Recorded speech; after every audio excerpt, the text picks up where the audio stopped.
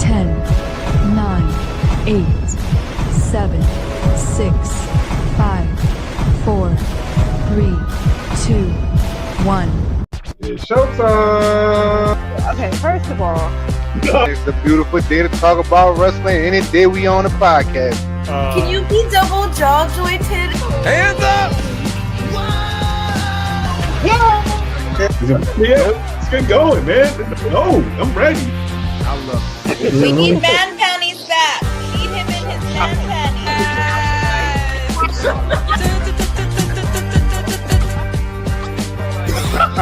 Say Dominic Mysterio is the greatest Mysterio that's ever lived. Greatest Mysterio ever. I will say that publicly. I will refer to him as Daddy Don. So with that being said, welcome to episode 42 of S4UWrestling podcast. We're creeping on up to that number 50. Creeping on up to that 1 year anniversary a couple months down the road, but we get there when we get. Happy 1 year anniversary. Shit, you know what? We did creep up to that 50 episode, and you know what? Time flies, John. We crept up to that 1 year episode. Welcome to It was crazy. 51. It's crazy how time flies, man. And look where we are now. 1 year into this thing. I've been down this road before. Making it another year, but the first year is always sometimes just we get past the first year, then you know you did something. You did something special. You're doing something special. Speaking of something special, I mean, not bad for the rookie year though. I mean, we hit 50 episodes. I mean, we had some great guests. We are now part of a network that's about to be bigger than any other network in the IWC. So shout out to the CCN. It's like we just rolling and we ain't even started yet. You know what I'm talking about? But we're growing by the day, and we're growing. The brand is growing. Yeah. And with that being said, welcome to episode 51 of S4UWrestling podcast. Basically the rebirth, because this is we're basically starting over again because we already hit that 1 year mark. So, John, congratulations, my guy. 1 year in, a whole lot more to go, and maybe one of these days a big ass studio sitting next to O'Shea Jackson. You know what I'm talking about? But we're gonna be there real soon, man. We're gonna be there real soon. We're gonna be there real soon. But speaking of guests, we've had a lot of guests on this show, but it usually gets crazier when it's like a West Coast themed episode. You know what I'm saying? So we got our folks from the North, shout out to the Susio boys. But there was one group of guys, man, I said it multiple times, John, that we had to run it back. Oh, of course. Run it back. These are good dudes. And we're some of the few dudes we've been around in person and on the show. So they're obviously, and I can't wait for them. I can't wait because I know it's about to get active. Because nothing about these guys are part-timers. They're full-time ballers. They are the street prophets of the IWC is what I like to call them. And that is Big J, Dog, and Javon. They are the PT Jobbers. Boys, welcome back to the hood. What you sipping on? Hey, water and 7-Up, sugar free. You know what I'm saying? Congratulations around here. Congratulations, y'all. Shout to La Madrina because we do sugar free around here. You know what I'm saying? Cheers. Shout out to you guys, man. Thanks for having us. You guys are doing it big, and this is really a big thing for us just to be celebrating with you guys too. We appreciate y'all having us. Oh, of course, man. Y'all helped get us here. You know what I'm saying? Y'all did. The content we put on, the four of us did last time we was here, helped us get to 50, helped us get to 1 year. So shout out to y'all, and we appreciate y'all for pulling up. Man, like I always tell you guys, man, it's all about collaboration. We good friends. We do this together. All for the love. It's all for the love. All day, All every for the day. love, all for the love, all for the brand, all for that Yes, sir. paper that we all trying to get. You know what I'm saying? Yes, That's it. sir. So when all we we get doing, just when we brand launch back. that first episode, we know who our guest gonna be. I'm saying, you know what I mean? We knew it. You got what I mean? We knew it from that night at Baby Bros. Yeah, this wasn't gonna be no one-time thing. Yeah, It ain't gonna be a one-time thing. We knew we in there. Yeah. it's gonna be because we got some more stuff cooking. We got some more stuff. It's gonna be ain't gonna be the last time. Only to see the West Coast Oh wrestling. no, it won't, Right. because the next time we see Javon and Big J in person again, it's not gonna be just two of us. It's gonna be four of us. The 5-4 The will be 5-4 will be live and direct in January. So we got something's going on in January that involves blood money, but you know, Okay. if you know, you know, uh-huh. and if you know, y'all better be there and tune in, because it's the six of us about to turn this mug out. You know what I'm saying? I mean, Yes, sir. speaking of Yada Main, y'all seen y'all seen SmackDown on Friday, because we was all asking where Big Blood at. Mm-hmm. Right. Dude pulled up out of nowhere. Shout out to FaZe, by the way, because she had intel. WrestleFace had intel that Jacob was returning immediately, like as soon as possible. Exactly. And You, then you the same saw day. that, right? You saw that. Yeah, Yeah. I saw And that. just shoving up, this dude pulled up. I'm like, damn. I mean, I know she's an oos, but who her source is? Because we need to make some phone calls. Because how the hell she knew that? Yeah, But She knew something. she yeah. Shout out to Dylan, what's up with the World League podcast. Yeah, But yeah, man, Dylan. he pulled up on Drew McIntyre. He was like, man, shut your ass up. Which What is up? what Oh, dude. needs. They need on SmackDown an injection of main eventers. They need that. Yes. So put him right where he belongs. You know, at this stage now, there's nobody else. Mm-hmm. I mean, No. just Going at a big dog. right. So Big dog over there. The main event is over there. Mm-hmm. Soon to be dad number like 3 for the third time or fourth time.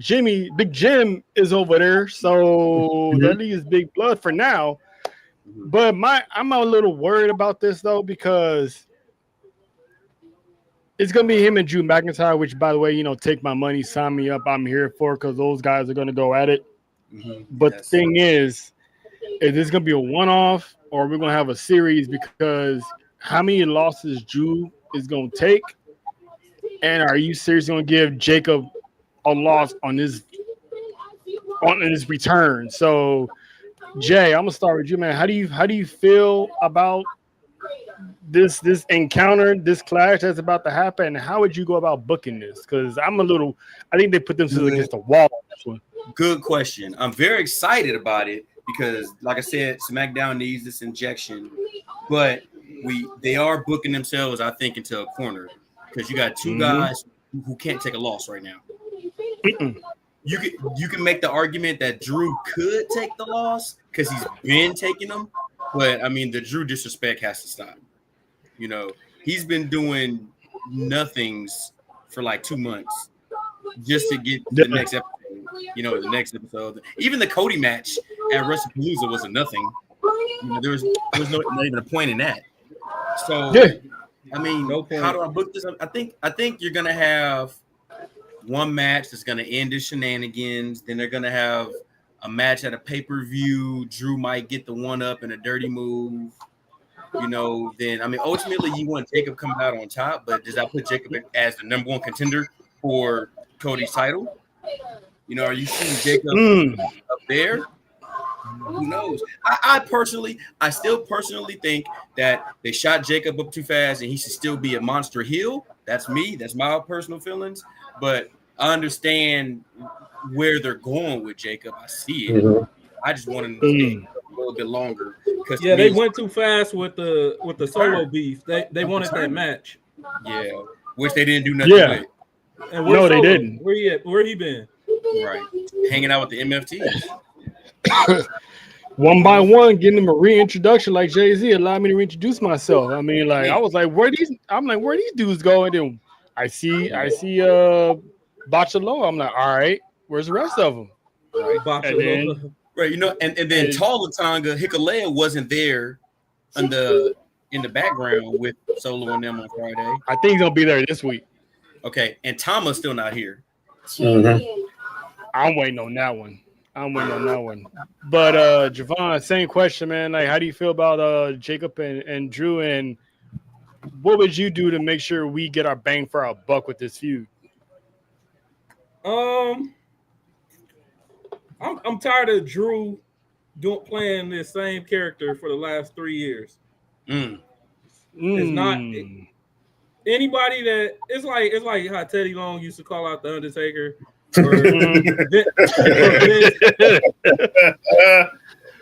or Vince used to use the Big Show, or it's like when you got somebody big that you want to shoot up, you pin them against Drew, because Drew is dope still. I don't know what am I interested in this match? No. Am I interested in Jacob Fatu? Yes. Still. Yeah. Drew, I care about him. I think Drew needs a faction. I think this solo run with Drew is it's tiresome, man. I'm tired of seeing the same thing every year. He needs to switch it up. He's still evil Drew, but he need help. He needs some help. He needs a faction. He needs to win that title. He needs to win that title to keep him strong, relevant, to keep him meaning something, or else he's Dolph Ziggler. It's like we finally got Drew McIntyre booked right at the highest that he can go. Now it's hard to book him without the world title and like without him being holding the world championship. It's kind of hard now. It's like, how do you book them? I think they have such a problem with world title booking, period.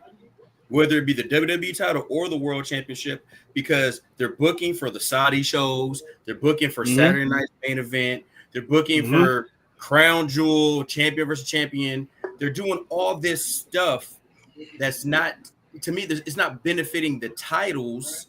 They're just running these stories that aren't really like world championship stories. Seth faked the injury, took it off of Jay, took it off of Gunther just to give it to Seth, just to do what? And then, Cena got number 17. The heel turn didn't pan out well. You put it back on Cody. So are you going to take it off Cody? It should have happened at WrestlePalooza. That's what I had read and heard, that both Cody and Drew was telling Triple H, "Hey, let's get Orton involved and have Cody lose and have Drew." I still don't believe that. I really don't. I still don't. It's possible. I mean, Cody really doesn't need that title reign, and I'm pretty sure he would have definitely been like that guy. Like, go ahead. I didn't mind. Oh, I apologize. You good? No, go ahead. I didn't want Cody to win that. I didn't want Cody to win that title from John then. I'm ahead of myself right now, but I wanted Cody to retire John and take his title back. That was better. That makes more sense. That would have been a perfect ending. That would have made more sense. But it's like, are you going to have that championship match at a Saturday night's main event? That's what they're doing. It don't matter to me. It's his last match. It's going to be big regardless. They decided to make his last match at Saturday night's main event anyway. So, I mean, that's what I thought it was all going to come down to anyway, from him winning at WrestleMania. I thought it was all going to come down to the last match against Cody, him losing the title for his last match. Going out on his back, I think a lot of the whole Travis Scott and Dwayne thing kind of turned it all upside down. And they have to immediately pivot John Cena to go back to babyface, which he just woke up one day. He's like, you know what? I was tripping. I'm not gonna ask for my bike back. My bad. You know what I'm saying? He's like, my bad, y'all. And then that chain of reaction, that chain of effect caused R-Truth to pivot from his Cena hunting as Ron Killings. So it's like, I don't think people understand the level, the domino effect of Travis Scott that it all had. Up everything. That it all had. And it's like, ain't no telling how long Cena would have went with this feud. I would have had him turn babyface on this last night. Right. You know, on The Rock. Let's say The Rock shows up at a Saturday Night's main event. Thank you. Thank you for helping me. Yeah. Turn on The Rock. Or Cody giving his soul to The Rock to get the belt back. The Homelander. Get it back. To get the belt back. Cena's gone. Now you continue this story with Cody as Homelander. You know, exactly. That would have been a great story. Shout out to JT. Thank you, JT. At the beginning of the year. You know, that's how I envisioned. That's how I envisioned it. Was Cena turning babyface at the end? He lost the championship, disgraced the whole plan, effed up the plan. Boom. Exactly. But how would you book that Fatu match, Javon? Against anybody or against Drew? Drew, and after that against anybody. Well, I think Jacob needs to turn back to what he was. He needs to like strike fear into people. So if he's gonna fight Drew, he need to, or anybody else, he need to build up something so crazy. Because I was just watching it the other day with my nieces, the Hell in a Cell match. I would like to see Jacob destroy somebody in a cell, like hate somebody so bad. You would think that's where him and Solo. That's where him and Solo should. But they went to a cage. They went to a cage. Yeah, and it was ass. Was that at a Saturday Night's main event too? That was SummerSlam. That was SummerSlam. Oh, yeah, that was SummerSlam. It was SummerSlam. Ugh. I was so disappointed that shit was ass. Yeah, it was bad. Jacob needed a signature danger match that puts him back as like this, pre-fat Jacob when everybody was scared of him. Yeah, if he gets back in shape, boy, he gonna be something crazy. But you can still book him strong as a face. Hell, Goldberg. Yeah. Goldberg was booked strong as a face. Jacob could be a dominant. I don't want to see him selling. I don't want to see him fighting from behind like a baby face. No, fight. Beat people up. Even though you're a baby face, beat people up. And you saw how he reacted when he got that headbutt from Drew and that Glasgow kiss. He was like, "Nah, nigga, you did not just." I know you did. I was like, "That's what I'm talking about." John, I know you're preoccupied with something and it looks like it's not going your way, so I'm gonna take your mind off. We good. Oh, then never mind. All right, then you good to go. How would your feelings about Jacob and Drew, and how would you go ahead booking that shit? Whoop ass. So, basically, but nah, Jacob. Because we've been like we said, we was like, how does he just went ghosting? We didn't even know where he was at. Like, then all of a sudden he pops up out of nowhere on Friday. He really he really knocked the boot off this dude. No, he snatched the boot off this dude. That's insane. It gotta be similar to what we saw with Drew and Damian Priest, what we've seen with Drew and Sheamus. It's all out fight. Just fight until you can't fight no more. So I'm assuming maybe, I don't know if they're probably not going to do them at Crown Jewel next week. They'll probably book it for Saturday night's main event in Utah. Probably give Drew some time to get cleared by his medical. His medical. Listen, so, you know what? That was ass too. Weren't they doing a Drew McIntyre against the Authority thing? Like, wasn't he complaining about getting screwed over and over again? Yeah, he said, that's what he was saying. That could tie into him getting a faction, like Javon said. I'm sick and tired of being screwed, and then he gets the one up thanks to the help of someone. I don't know. Division.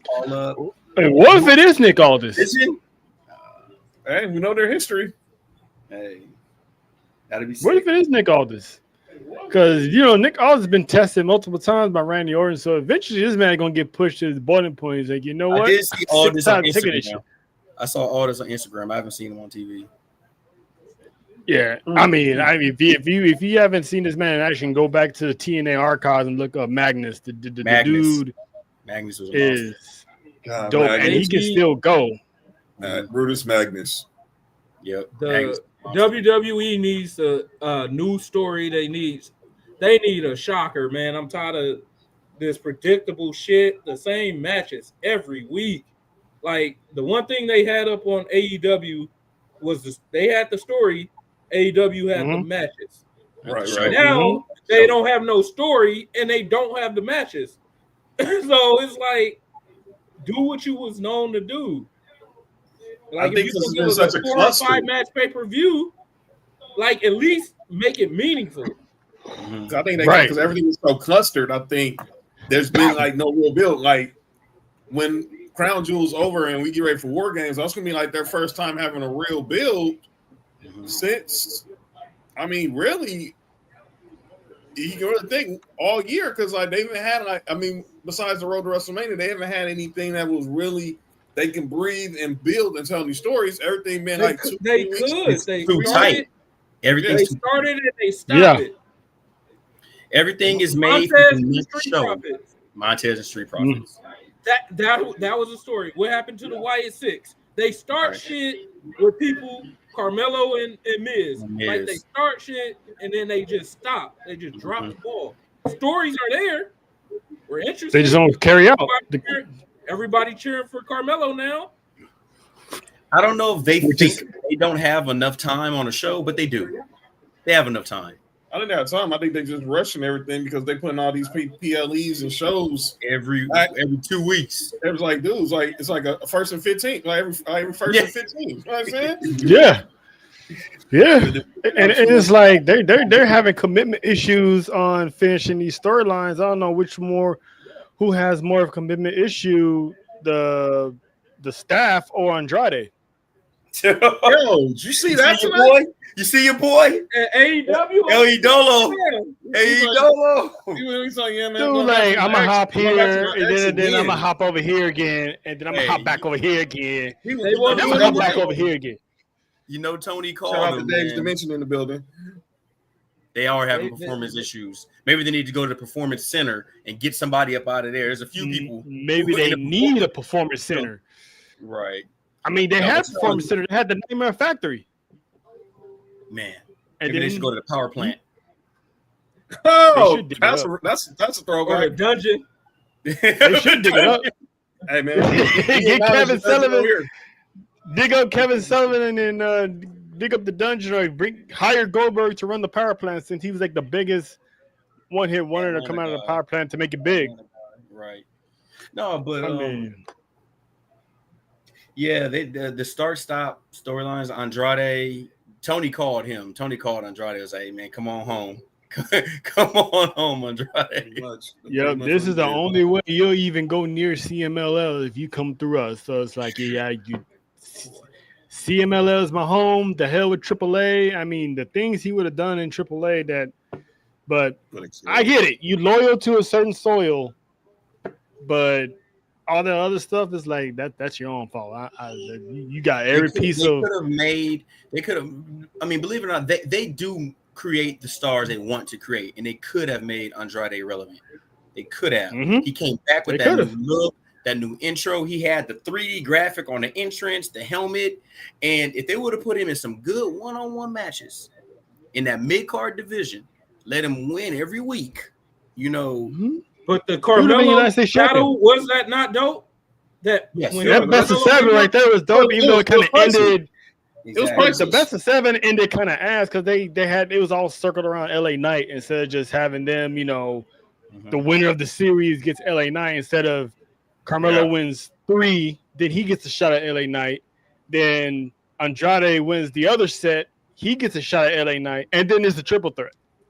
It was like, what purpose did that serve? You could just had the best of 7, winner take all, sudden death, winner gets LA Knight, and then what I want to see is a nice old school tournament for a title, not King of the Ring, but just like, here's your champion, whatever it may be at the mid card or whoever, and we're looking for a contender. Yeah, That's like one of the few things. That's one of the few things AEW has right is those tournaments. The only thing I hate about them doing their tournaments is you have champions in them tournaments. In the tournaments, yeah, that's bad. I always hate that. I hate seeing champions in the Royal Rumble. I hate seeing champions in the King of the Ring. To me, I watched wrestling in the 90s. Keep them champions on a pedestal. Yeah, have their own thing. If you're not going to use them, give them the night off. Have them on have them on commentary, calling the action. Exactly, have them on commentary. But I should see a champion every week, in some capacity. If you're not in a non-title match, you're on commentary, or you're cutting a promo on something, or there's some storyline that's being pushed towards that, But hey, they got more time for commercials than they got for wrestling. Seriously, I'm getting tired of commercials. They got 2 and 3 segments of the same person. You got the vision to open the show, the vision in the middle, and the vision to close the show. Like, come on, it's too much. Exactly. And it also looks like we thought this feud was done, but it looks like they're still reopening the Damian Priest and Aleister Black feud. I'm not mad at this because now Damian Priest got to get his, because Aleister Black got his. Now Damian Priest got to get theirs, and obviously there's going to be some type of blow off. I'm loving this because this is the best selling job that Damian Priest has been doing for a while. And we here, and also the good people over at Humber Roses podcast, have always been very, very critical of Damian Priest and his non-selling. So this man has been selling them kicks. I mean, he's doing the tour with his hands in the air and all that stuff. So it's been working. So you got to make Aleister strong. You got to keep Aleister strong. So you got to sell them kicks. You do. I mean, the dude is lethal. Dude is like dude's taller than Aleister, and he can still get them kicks up. That's makes me want to go learn Muay Thai. Alistair's a short dude. Yeah, he's like what 5'8", 5'10", something like that. Yeah, Damian the same size. miniature dudes. Him and Zelina the same size. But Damian's tall. Hey, you know He's what? like Razor. If they are the same height, that is mad funny. Nah, I think she's slightly shorter. Than him. That's why they call her Mighty Minx. She got to be shorter. Yeah, she's not by a lot, but she's definitely shorter. John, how you feeling about Aleister Black and Damian running it back? Because this is a low key, very interesting feud they got going on over here. First of all, for someone who also was born on September 26th, I didn't appreciate that as a birthday gift for Damian Priest. So let me be clear, my guy. Look, I got roasted on my birthday, fellas. If you go back and watch that. Lord. But Lord. I didn't get knocked out on my birthday. Like Damian Priest. Well, because you're way over here, and anyway, go ahead. Hey, you good? Yeah, good? I'm all right. All right. Okay. So, but yeah, I think I'd like to see them run it back. But I didn't. We gotta figure out what's next for Aleister. Obviously, we know what he was in NXT. We know what he was in AEW. We're seeing what we started seeing what he was on the return back to WWE. Oh yeah, JoJo, it was cool. Shouts at Only Johns. Yep. See, here we go again. Hey, you brought this up. I just said roasted on my birthday. I didn't bring. Yep, and that was part of it. I want to see where they go with Aleister, because obviously we know he could be a dope mid card champion. We know he's dope in the ring. Like I said, we saw what it was looking at when he first came back to WWE, but then we haven't seen it a lot. But this feud with him and Priest is obviously styles makes fights, because obviously Priest. Okay, well, Priest has that Muay Thai background, and so does Aleister. So I'm looking forward to see where they go here next. Maybe they incorporate their martial arts skills somehow into this match or into this feud somehow. But I'm looking forward to see what they got next. I can see Aleister with the Intercontinental title. Would love to see that. Love to see instead of Rusev fighting for it. Like, what is he doing? I don't know how to get that off of Dom. I don't know how to get that belt off of Dom. I would. Alistair can, maybe do an angle with Priest and Alistair having mutual respect. They both are like some damn vampire looking ass wrestlers. Yeah. Like, it's seeing them working together. It don't look like a bad team. But I mean, the tag team division is kind of deep on SmackDown. Not as a tag team, but maybe as a faction. Not even. Okay. Just maybe. Okay. You know. I don't think. We love Dirty Dom. We love Dirty Dom. That's a Dirty. I've been calling for Dirty Dom this whole time. We love Dirty Dom. Last 2 years. No. Yeah, I wonder who put that. I wonder who put the PT jobbers in the intro for Dirty Dom. Yeah, I wonder who did that too. Who? All you had to do was win a shirt. All you had to do was win a John Cena shirt. There's another free shirt for somebody. First night on the takeover job, just win a free T-shirt. Like that little kid had no chance. No, but I think Alistair needs. I don't want to see him with a faction. I want to see Alistair, killing people in the mid card. Yeah, that's what I say. I don't want to see him in a faction with Damian. Or if he loses, or if he beat Sammy, let Alistair beat Sammy. Please. Please. I want anybody to beat Sammy, but I want anybody to beat him. It could be Rhea Ripley. Anybody take this title. No. I don't care. Yeah, if that happens, Triple H will never beat the title. Hey, Javon said, bring back Gilbert and have him beat Sammy for all I can. I don't. Let James Ellsworth beat him.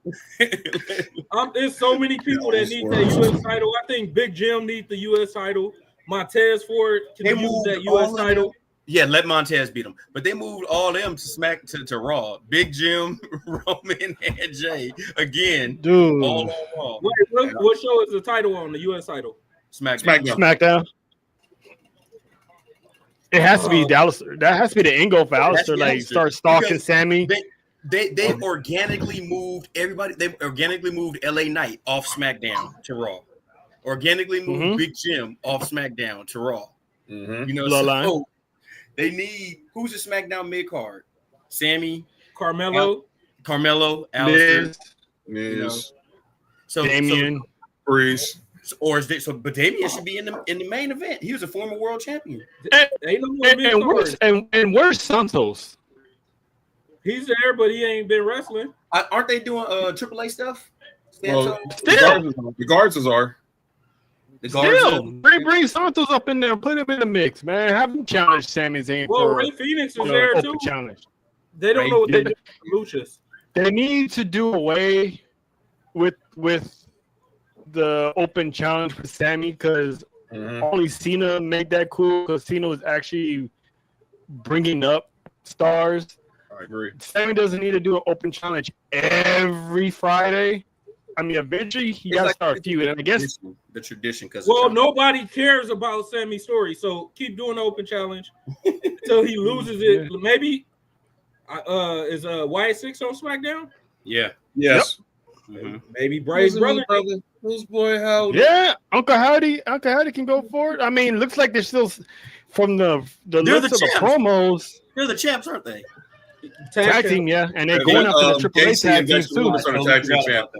And then they're going after the Triple A tag team champs now too. Oh, they do those too. They're doing the Y6 proper right now, but I want Montez to finally step out and take that title. Like, just give him that title like right out the gate. They need to hear bring up the profits, man. See, I'm thinking they're not going to beat the Wyatts when they get the name running back. I think this is going to be it. I think this is going to be it. This should be it. This should be Dawkins turning on Montez when they lose to the Y6. This has to be it. Dawkins got to go heel because he is going to be like the Marty Jannetty. And then the thing is, when they cut that promo on Friday, before that match with Melo and Miz, they was selling too hard. But we ain't got no beef. We ain't got no beef. This is my man, $100,000. All that stuff. Like, come on, man. And I like how they brought back heard it all before. B-Fab into the mix, so right. Dawkins will have somebody when they split. Definitely. Take her. Yeah. And then she can split from each. Ooh. B-Fab and Dawkins would be. That would work. I think they help each other out because you don't want to leave them on an island. You don't want to leave either one of those two on an island with nothing, with nobody. Because B-Fab, they have that out the ring chemistry too. Okay, what? And they got that out the ring chemistry because they both work. Because they're both students of the dungeon. So okay. So yeah, she can be his mouthpiece at times when he can't really cut a promo. She can be that chick. She can be the valet. She can be the eye candy. She can help him. All for. She can help him in the ring, like grab somebody's ankle, distract the ref, keep him like keep him a heel that can win matches. Something the I would say the Marlena to his Goldust, just less sexual. Yeah, like a valet that's meaningful, righteous. A sister valet. We haven't seen a sister valet say Charmel. True that. I mean, then there was what's her name with the Bashams, Shaniqua, but I was gonna say Darius Miles. I was about to say Darius Miles' sister. That's funny. But an actual someone that he's like, oh, I can't stand that hoe, Queen Charmel. Right. That was one of them. Yeah. Tez is gonna be all right. Ted's gonna be all right. Ted's gonna be fine. That's the star of the group. And put him on his own, have him plays his own trail. Hell, have him answer a Sami Zayn challenge. That's what we said. Let them go. Yep. You know what I'm saying? Taz has proven a match with Montez will put Sammy over so much if Sammy wins. Yeah. Like people will be like, but all you got to do is show out. He ain't even got to win the title. I think if Montez got that shot and Sammy won, it will be hell. It will be hell, boy. In the community, like, oh, Triple H don't like black people. See, you had Montez losing. Like black male champions. Yeah, it'll be hell. Not in the big leagues. NXT, he'll give whoever whatever. You give all the black people love in NXT. That's Sean. Well, that's Sean. That's Sean. But I don't think Sean can see black. Sean don't see colors. He just sees talent. Sean, that's why Nikita's still on the roster. Listen, man. Sean gotta. Hey, we said talent. We said talent. We didn't say your name. We said talent. Not just playing. Welcome, Nessa. How you doing? Hello. I am here because I have a message for S4UWrestling. Y'all ready? Oh, is that right? Hey boys, this is your girl, Mrs. JoJo, aka the Caribbean Mommy, wishing Sports for You Wrestling a happy 1-year anniversary. I am so glad to be a part of what you guys have created and what is continuing to grow. Can't wait to see what the future holds. Love ya. Bye. Number one, JoJo, if you're gonna send a message. No. Hold on. Wait a minute. I was under the impression that JoJo was, just a regular person. Where she got them cars from? Yeah. That's what I like to see. You saw them whips in the driveway? Hey, JoJo. Hey, man, let me find out the Cove is sitting on bank. Was that JoJo Offerman? No, hell, this woman's finer than JoJo Offerman. But no, that's she's third of the Sports for You Wrestling podcast. JoJo, she wasn't around when you guys were last here, so I don't know if y'all caught that though. She was part of the intro as well. I seen her. I was watching the intro. And wasn't in the intro. Per se. And admire your prestigious car collection. Yes. All right. Yes. I was like, wait a minute. That voice sounded. That's it. You. All right. Yeah, she was John. She was the one that said happy anniversary at the end. That was her. That was her. Yeah, I see. But still, hey, let me borrow one of them cars though. Like type whips every day. I'm saying she's like flossing the whip, showing off the The whole block she owning. She just got all that. I see you, JoJo. Appreciate you. Appreciate you. It's all about that, man. No limit. I was here. Every day. I'm the messenger. Boys, they don't know what that joke. All right. To the back. Thank you, Nessa. That knew no limit, man. That knew no limit days, man. The new no limit. When boys came out with tight whips. We rode Hey man, that new no limit was short lived, but quietly slept on, man. Because they had some bangers on that, man. I'm not gonna front. Those were good days. Mr. Magic. I mean, shout out RIP to Chris Borbeezy, RIP to Magic. Weeby. Man. Oh, yeah. He died like 2 years ago. Yeah. I think he had like a heart attack or something. He had died until I saw the No Limit Chronicles documentary. I didn't know he had died. I knew about Magic because Magic is. I saw it on IG when they announced it. Man, I didn't even see it. I was like, man, Weeby gone too. I knew about Magic because he was cool because he was with Roy because he had been the body hit. Yeah, bangers. Yeah, man, that was taken off, man. I was like, whatever happened to him? And I looked it up. I'm like, oh shit. Yeah, he died. Magic died in the car. He had died in a car accident. Yeah, him and his wife. Yeah. Everybody died in the radio. That's I don't drive. I don't forget what fight Roy was promoting because he came on Max and Marcellus one day and was talking about it. And he was like, because he knew Marcellus was real cool, was real big fan of Magic, and then I was like, yeah. So we had to. Roy was paying his respect. So on the air, I was like, man, I remember Magic. Yeah, Body Headbangers album was all Magic's work, man. It was dope. Yep. But shout out to Nessa for that, and shout out to JoJo for the well wishes. Appreciate you. But moving on, Javon, you mentioned earlier about Dominic Mysterio, and that's another thing I wanted to go over because talk about a crafty win. What up, Isaac? They literally booked Dominic Mysterio to beat Rusev with no help, like at all. No Judgment Day, no Liv, no Roxanne, no Raquel, nobody. And I loved it. Like literally the smartest. At first, I thought he was the dumbest, but he was pretending to be dumb because he still wanted to be the smartest. Because he tried to do the Eddie Guerrero thing, and the ref was like, "Bro, you know I can see you," which is great. He got a backup to the. I'm like, what the fuck is this nigga doing? Like the man can see you. Then he hit the Cena special. I'm like, oh okay. But when he actually got the pin, I'm like, oh, kudos, Dominic. That was the only way they was gonna get out of that. Yeah, because I was telling Nessa and I was telling everybody that boy's gonna die. Because I didn't see no way he can beat this man straight up, head to head, hand to hand combat. I mean, but the story is he had JD McDonough. Oh, hold on, wait a minute. Who said his name? Wait a minute. Who said his name? Nope, not his name. I didn't say his name this time. His name. No, we didn't say his name, but we Somebody called his name. It got kind of hot in here a little bit. That weather, that breeze flew back in, John. That Caribbean breeze flew back up in here.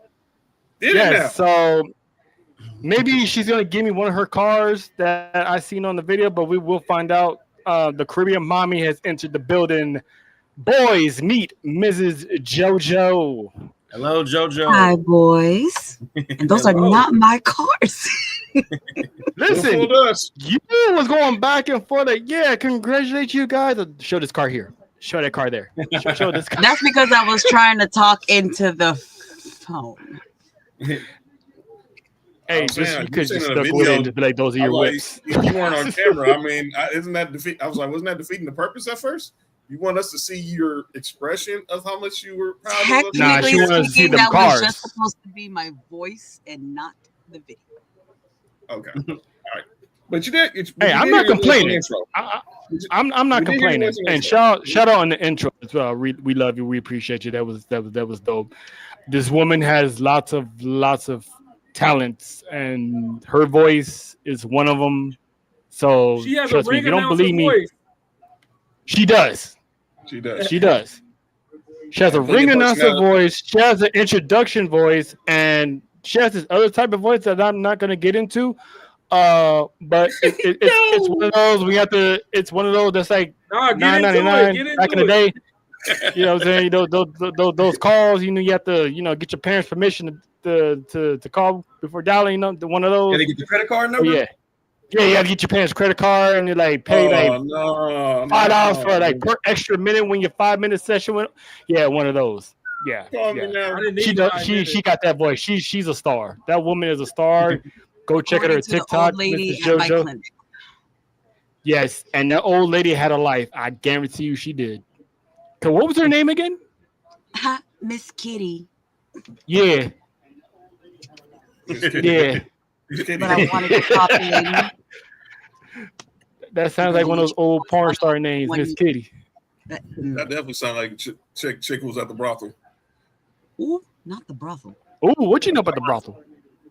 I don't know. I just know Lamar Odom almost died in one. That's all I can tell you. Oh man! Shout out to the cat house. Y'all remember that? Right, Just man. We was all like, man, hoping Lamar pull it out, man. Listen, man. Hey, man. HBO was one hell of a time when we was kids. HBO was one hell of a time. Lamar Odom, where? Yeah, he was at a brothel in Vegas. And I'm like, and he did what? And he still survived. There must have been them wings. Hey, what was that crack? I don't know. Whatever coke he had in Vegas, man, he wasn't strong enough. You have to pull through. Because all his homies then went out on OD, and he was the only one that didn't. I was like, okay, man. God telling you something. That part. Something like that. Hey, there you go. Yep. Taxi cab confession. Oh, boy. That just always seems. And those was back. Yeah, and that was one of those you have to have the volume down low, and have the previous channel like on Nickelodeon just in case. Oh no! Yeah, but then you like what you watching? Like what you watching here, cat dog? I'm watching Ren and Stimpy, Mom. Yeah, you shouldn't even been watching Ren and Stimpy. Yeah, nah. That wouldn't work with me. BT cut on one channel. Oh, no. Yep. And then didn't have badass Tommy Pickles on the other channel. Uh-oh. Where's Lovely at? But I just wanted to pop in. Congratulations on your 1-year anniversary. Thank you. Watch a tip drill. Listen, hey, hold on. Hey, whoa. Hey, easy. You didn't watch the tip drill? Yeah, but who hasn't watched the tip drill video? I don't know. But, I watched it many times. I bet you did. But JoJo, we appreciate you. This is like 3 gifts in the span of 5 minutes. So we love you. We appreciate you. And we always got you. We a unit, we a family, and we always and forever got you. So we appreciate you having us. So help from you. Yeah, You do that. A nice voice. You have a very nice do voice. that. If you ever seen her promo work, she does very good promo work. We follow her on TikTok. Yeah, you see it's right there. IG, TikTok. Next. Why send it to the TikTok? Listen, because people don't be believing us, and TikTok has all the answers to everything. TikTok is your biggest claim to fame, sister. No, it's not the claim of fame. That's her portfolio. That's her resume. That's yeah. Her TikTok. You ain't gotta believe us. Just believe the thousands upon thousands of followers she has. And you guys just like and millions. And millions. It's elite. Her TikTok is elite. I told this girl she's gonna walk in the grocery store one day buying some pork chops, and someone's gonna be like, "Oh my God, Mrs. JoJo, is that you?" Like, God, that's you. No, Kate. That's you. With you're the one. No, Kate. Yeah, that's goals. That's goals, though. You know. She's on her way. So the fact we got her in the group is a blessing, and we appreciate it because, this group will forever appreciate her and show her love how she's supposed to get treated. So shout out to you, JoJo. Until Jey Uso comes and sweeps her off her feet, we still got her for right now. Listen. This is true. Put that in the universe for me, please. Put it out there for me. Well, I mean, if that's gonna happen, if that's gonna happen, I want to see that one-on-one. I want to see that one-on-one fight. Yeah, me too. I want to see that fight. So we're gonna have Florida against Florida. How rude! Hey, listen. You talking to 4 dudes who live in LA? You don't think everyone in LA gets along and Cali gets along? Come on now. Listen, man. Listen, for the right of the main event, we need to see this fight. Yes. And I got my money on JoJo. And I love Jada, but I got my money on JoJo. I love you, Jada. Because JoJo be bobbing the weave a little bit too much, so she got this. All right, Dodgers hitting the freeway. Let's go. So I'm gonna let you boys get back to it. All right, JoJo. Appreciate you. Have a good night. Tell them babies hi. Yeah. Tell them babies they sleep. Brought to you by melatonin. Shout out to the melatonin. Yep. Shout out to the melatonin. If they don't put you to sleep, she will. Absolutely. Bye, boy. Yeah. Deuces. Nigga, the way she said, all right. I'm telling you. I'm telling you. She's dope. She's dope. She's dope, Jay. She's dope. She's dope, man. She's dope. Listen, if you need her for anything promo wise, hit her up. She got you.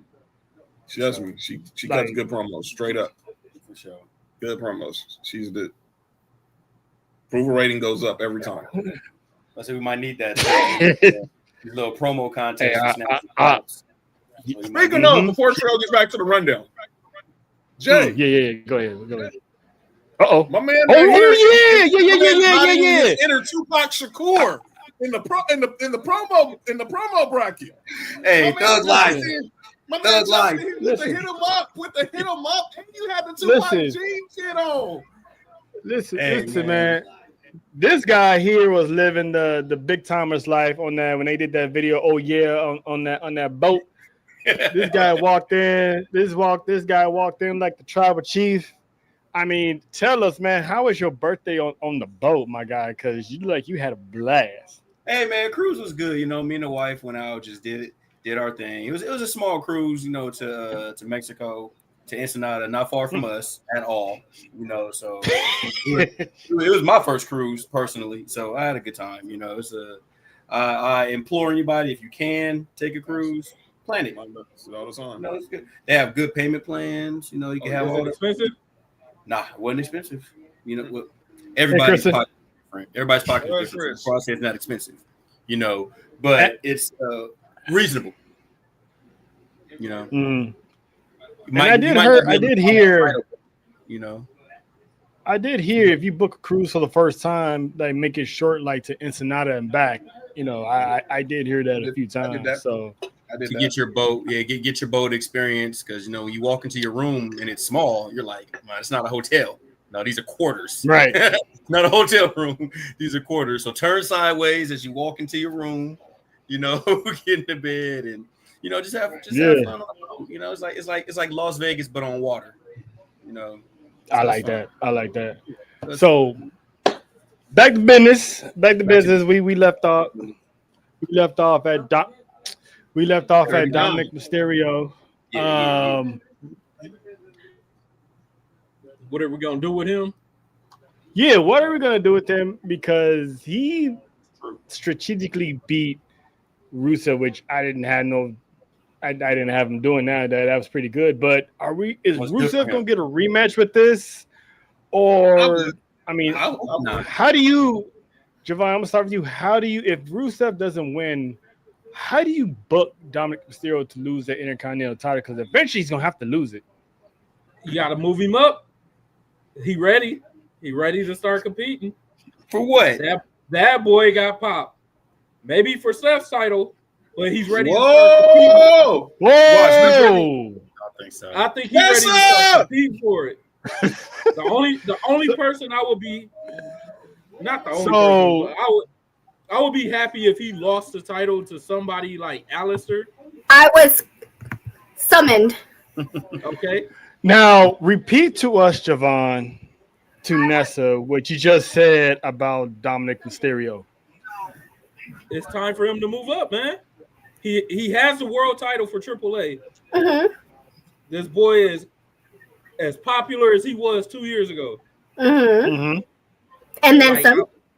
He's more popular. I'm still, and they giving him clean wins over Negroes like Rusev. Oh man, Very happy, very proud of him. Yeah, I think he's ready. Maybe not to hold the title, but to drop that Intercontinental and then start competing Or the world title. okay. She knew what you was going, but her ego wanted you to say it out loud. Hear you say it. Music to her ears, Javon. She one of them. She Miss Jackson if you nasty. She wanted you to say it like. If you gonna have him drop that title, because he double champ, and they little luchadores, he's gonna need another title to replace it. You don't need to. He really don't. That's how they trying to tell her. Blow up. He has to blow up. He has to lose everything. He maybe lose the title to somebody like Logan to make it his reign like still great. Like you have to lose that title to somebody bigger than Rusev to me. But drop that title and let him start competing. I don't think he's had. But who is he gonna drop it to? Because AJ is busy with the Starbucks. Well, not right now, Justin. Not exactly at this exact moment. But this is you running back with Penta. No. It probably should have been AJ Styles with the IC title, and it should probably be Penta for that AAA title. Ooh. He has to blow. Or he lose that title to his dad. No, you can't lose to Ray. No, I don't want Ray getting no more titles. Ray No. He'll get injured just going to the ring. He needs to retire Ray. He'll get injured just skipping down to the ring. Well, we all know that Dom's gonna be Ray's last match. I think we all. I hope so. They need to run back. Dom's gonna be Ray's last match. They need to run. What are we doing here? Run back Ray versus Dom at Survivor Series in their hometown in San Diego. That's what they got to do. I'm actually that because Ray got to retire. Talking about him retiring, I want that to be Ray's retirement match. And the way Dominic treated Ray at AAA when he won the the AAA title, that has to come into play, and it has to be. Hey, that has to be it. That has to be a pay resistance. Yeah, mustache versus career match or mullet versus career match. But Dom has to win. Dom has to win. Oh yeah, he's gonna win. He's gonna win. That mullet ain't going anywhere, and neither is that stash. Ray wants to put his son over. Yeah, definitely. Yep. Ray wants to put. He wasn't ready. He wasn't ready at Mania in Hollywood when we were there. He wasn't ready to beat him. I understood that. I was ready for Dom to beat him at Mania in 39. I was ready. I was like, "Yo, yeah, but he wasn't. But he wasn't that Dominic as he is now. Now this Dominic we got now. Yeah. Hell yeah. Yeah. Hell yeah. What if? Because it wouldn't have meant nothing. What if Ray turns heel and help Dominic win his next title? Because that's his son. Ooh. And they mend that relationship. Right. No more deadbeat. Or maybe he just do it as a crazy, but he does it in disgust. Crazy. Or he does it in disgust, like I really don't want to do this, but I love my son. That's crazy. I like it. Yeah. Somebody is I still. Yeah. My heart. That's Rey crazy. Mysterio. You know what that is? That's the same turn that Dom did on Rhea. You know, help Rhea a little bit, and Liv ended up still winning because of Dom's mistake. He ended up being so it kind of like Ray like torn about it. You know, slide the chair in. Ray slides the chair in or slides the title in. You know.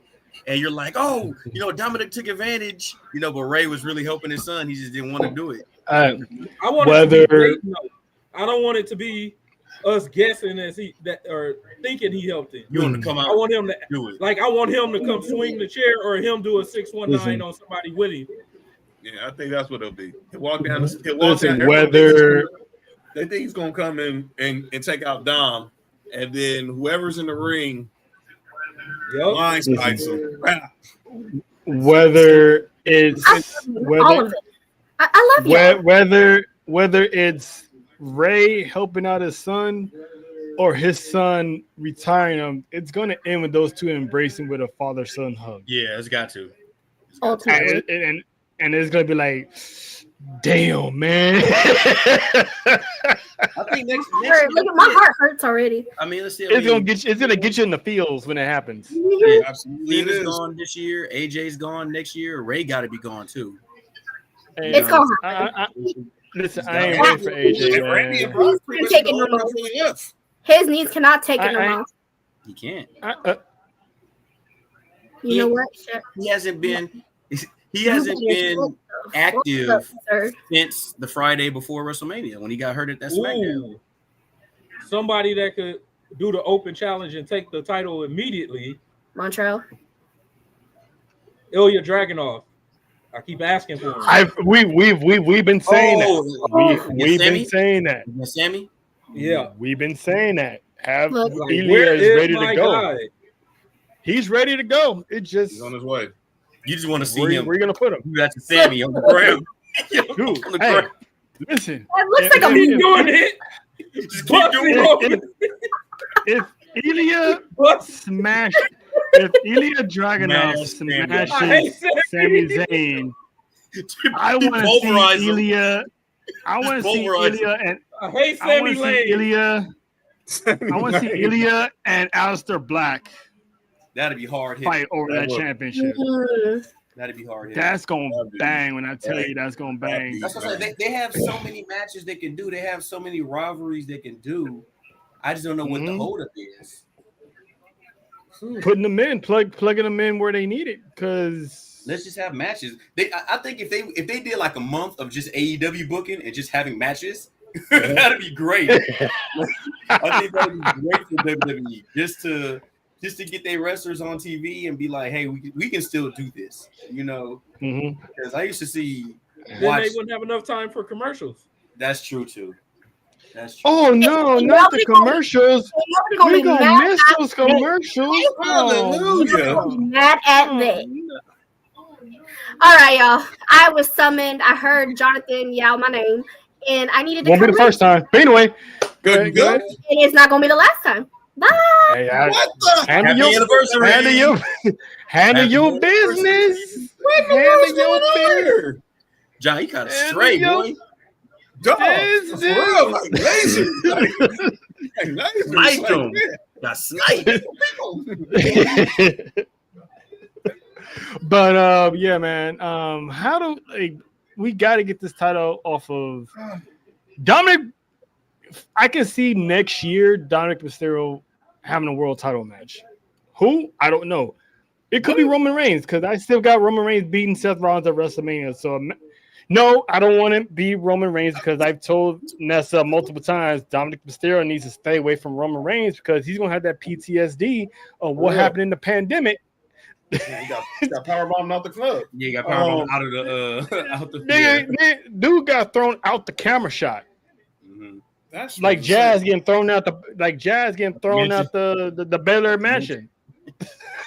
What if El Grande Americano turns on Dom? I just think Dom needs to beat it's somebody gonna happen. believable. Not, I don't want him to go up against juggernauts like Roman. Just somebody believable. Logan. The Americanos turn on Dom. Logan, Braun Breaker. I can see it. A lot of people he could be. I can see it, John, because Dom thinks he's 2 steps ahead making these deals, but Americano's like, yeah, that AAA. This is my easy way to that AAA title. I think come on. I think they're gonna let Chad Gable completely abandon that Americano gimmick. Like he's gonna come back. He has no choice. He's gonna come back and say, "See, I was never a Grande Americano." Basically.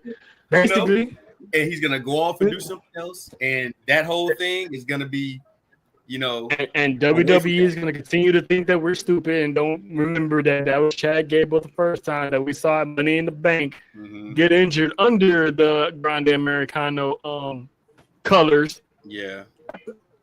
Because I thought that was kind of... He put on a heck of a match against Vikingo at Worlds Collide before Money in the Bank. He did. That was dope. Oh, yeah. And it's funny because... Take Gunther's title. He definitely should have took Gunther's title. Definitely. I I was kind of shocked that he didn't have, when he didn't beat Gunther. Obviously he was in Minnesota. It was in his hometown, and his wife and kids there. Everyone thought maybe this is going to be the one, but it ended up being Sammy at Mania, and he ended up playing a part in helping him get ready for that. But I want to go back to this before Estrell gets back into the chat. There he goes. All right, there we go. I will say this before you had knocked out. We was just saying, like, we wish it was that Gable was the one that ended Gunther's reign as opposed to Sammy for the IC. What did you think about that? No, I was one of the ones that they're building this guy. I mean, the man lost in front of his family too, which is, you bring your family to your championship match. 9 times out of 10, you losing unless your name is Stephanie. Anyway, but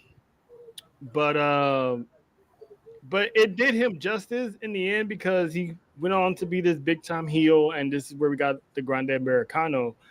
And what I was about to say before the computer started hating was it was kind of dope when he got hurt and you saw Ludwig Kaiser in the background eavesdropping on the announcement of him getting hurt. I'm like, why is he even back there in the first place? And then see him next week with the Grande Americano. I'm like, oh, okay, you win that dude's locker room solo stuff and made a name for yourself because you had nothing else to do. Good storytelling. Good little storytelling on their part. He's taller.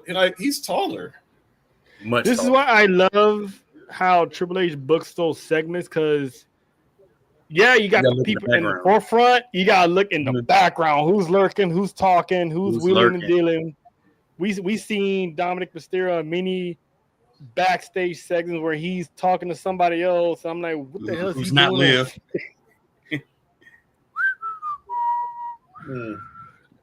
Hey, I ain't no snitch, but that man is living his best life. I mean, he got all them hoes in the span of a year and a half. Listen, shout out. Whoever did that AI picture that had Dom's wife, Liv, 5 girls, and Perez, I was like, dog. Hey, John, how much? What if that wasn't an AI picture? Hey, what if they all got together in the back and it was like, what if they all got together in the back one day and was like, hey, you know what? Let's take this photo. We're all here together. I wouldn't be shocked by it. I mean, that man brings a whole new meaning to monogamy because sheesh. Listen. I mean, he's missing one other female in that photo, but that's not my story to tell. But anyway, from Judgment Day drama to one of the greatest soap operas I've seen on Monday Night Raw since the Rhea and Liv drama, and that is the Kabuki Warrior drama. Dang. That involves Rhea Ripley. For some reason. I mean, let's talk about it. She's the mouth. Messy Rhea Ripley. I said Rhea's the mouthpiece, the one who could talk. Yeah, she's something. The other 3 can't talk. The other 3 can't talk, so you need Rhea pushing it. So it's the Messy Rhea World Tour, and I'm all for it because this Degrassi high school 90210 Melrose Place drama they got going on. Like, you stay away from my friend, and this is like, just stay out of it. I got this. I know who they are. They're my family, and this was like, I'm telling you, don't trust them. I seen this all the time. It's like, I'm thinking about Drake bringing up Degrassi. You can't get. He won the bag, Rhea. And she said, "Nope, I'm a Kendrick person, so the West Coast wins again." You got my vote. I like the Kabuki Warrior drama. I like the Asuka Kyrie. I love that Kyrie is torn by it. I love that. That gives it layers. She didn't just go with Asuka. She went with Asuka reluctantly, like, hey, like, come on, like I see. And Asuka, she made a good point in the video she did a few weeks ago about her being the senpai, and EO. Yep. And EO, she's the queen. She's the Jedi. Asuka's the Jedi master. You're the Padawan. Right. And she's Shredder. Yeah, exactly. And she's like, hey, we're a family. We did all this in Japan. We come to America, and it should be us over them.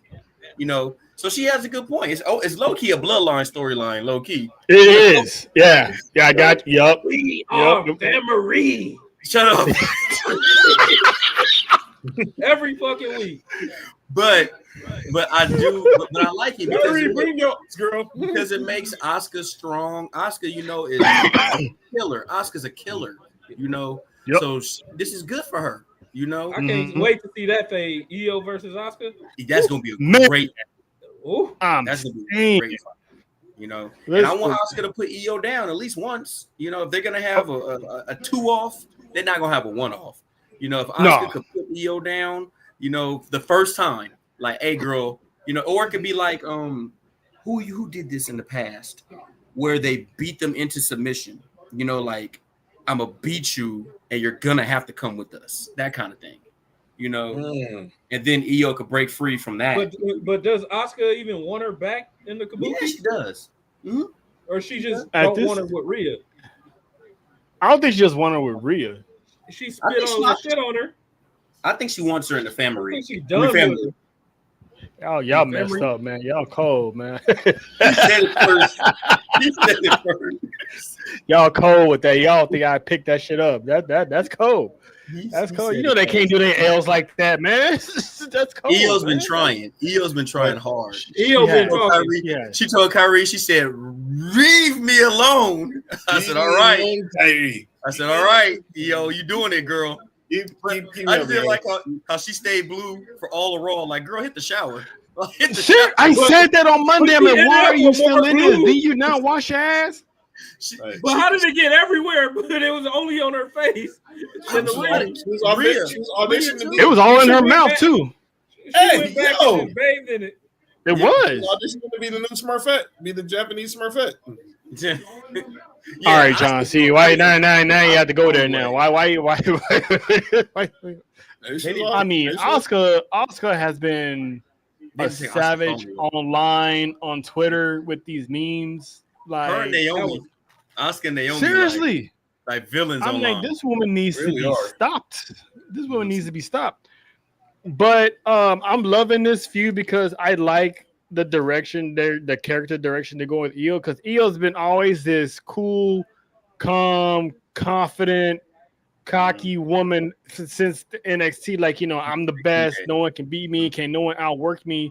And yet she's being portrayed as, okay, as good as she is, she's a subservient to somebody else, which is the one that paved the way for them to show up in the first place. Because without Asuka, there's no Io, there's no Kyrie. So it's like Asuka is the end all be all, and I'm loving whenever Asuka and Rhea go at it. I want to see that first because they have the tag match first. They're having the tag match. Mm-hmm. Yeah, tag match and Crown Jewel. Yeah, the tag match, which I don't know how to predict that one, because you do want the Rhea Asuka 1-on-1. It's gonna have to come after the tag match. Mm-hmm. So if Rhea and Io win, I don't see a reason where you would get Rhea and Asuka. So Asuka and Kyrie got to win somehow. They got to beat them somehow. Oh, there's gonna be a lot of misspread in Australia. That's what it's gonna have to be. They're gonna have to come out and change that mat, because there's gonna be so much mist. If Kyrie break the mist out, it wouldn't. I think if Kyrie does do that, I think that's pretty much, you know what? I gotta side with Asuka. This is it for me. Like, I gotta choose the foot soldier. Gotta choose Shredder. You gotta choose. You best to not go against Shredder, because we all know that Kyrie, out of those three, no disrespect to Kyrie, she's a former NXT women's champion. She's the weakest link out of that three. Because this is the Yoshi big three, and there's Kyrie, there's Io, and then of course Asuka on top. That's the Omega. So I'm loving how they're portraying this, and it's like Asuka. She when she told Rhea, you're my problem. I'm like, oops, she ain't scared of her. She wants the smoke. She wants the smoke because you can't beat me. Well, and it's crazy because Rhea can't beat Io, but Asuka hasn't beaten Rhea. Mm-hmm. So she can't beat Asuka. So it's crazy how all of this is like intertwined, and we've never gotten an Io versus Asuka, like legit. That's gonna cook. It's gonna cook. It's gonna What's happen. that, at War Games or what? Nah. They're gonna be in a women's match. They're gonna be on that women's match. I think the Kabuki Warriors is gonna be on Team Becky, and I think that Io and Rhea they're gonna be on Team AJ. Becky's going. Well, it's only 2 War Games matches. The men's one and the women's one. That's what I'm saying, because I think this AJ Becky thing is far from over. At War Games, only the War Games matches. I think War Games pay-per-view is going to have the 2 War Games matches, 1 match that's not in the cage, maybe a second, so you might they'll go about 4 or 5. They'll definitely do the not 5 about 4. I wouldn't mind seeing. I think 4 good matches. 4 good matches would do it, because every heavy hitter is gonna be every heavy hitter that's on the Raw and SmackDown roster is gonna be in War Games. That's why. So that leaves like Damian. That leaves Damian and Alistair. He's not in War Games. They're not in War Games. No. No, it's not in the cage. I'm talking about for just have like a match or something. Well, if they have a Survivor Series style match, which I don't think they will, they're going to have 1 title match, 1 mid-card match, maybe a women's mid-card match, and then some good matches on there. Because the cage matches take an hour anyway. The cage matches take an hour to complete. Oh, yeah, you're right. So it might be like 3 good matches. That's why I was like, we're going, but we're only going to get 3 or 4 matches out of it. Yeah. And 2 of them are going to be. It got to be Dom versus Rado in San Diego. It's got to be.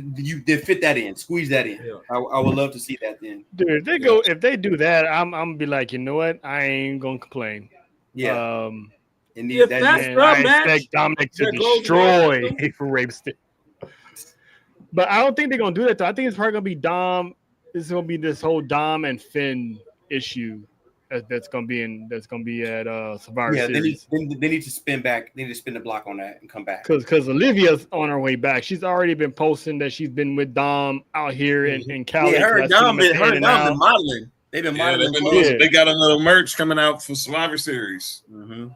Yep. So that's what I'm saying. I think it's gonna be Dom and Liv versus Roxanne and Finn. So they're gonna kickstart that with Raquel in the middle.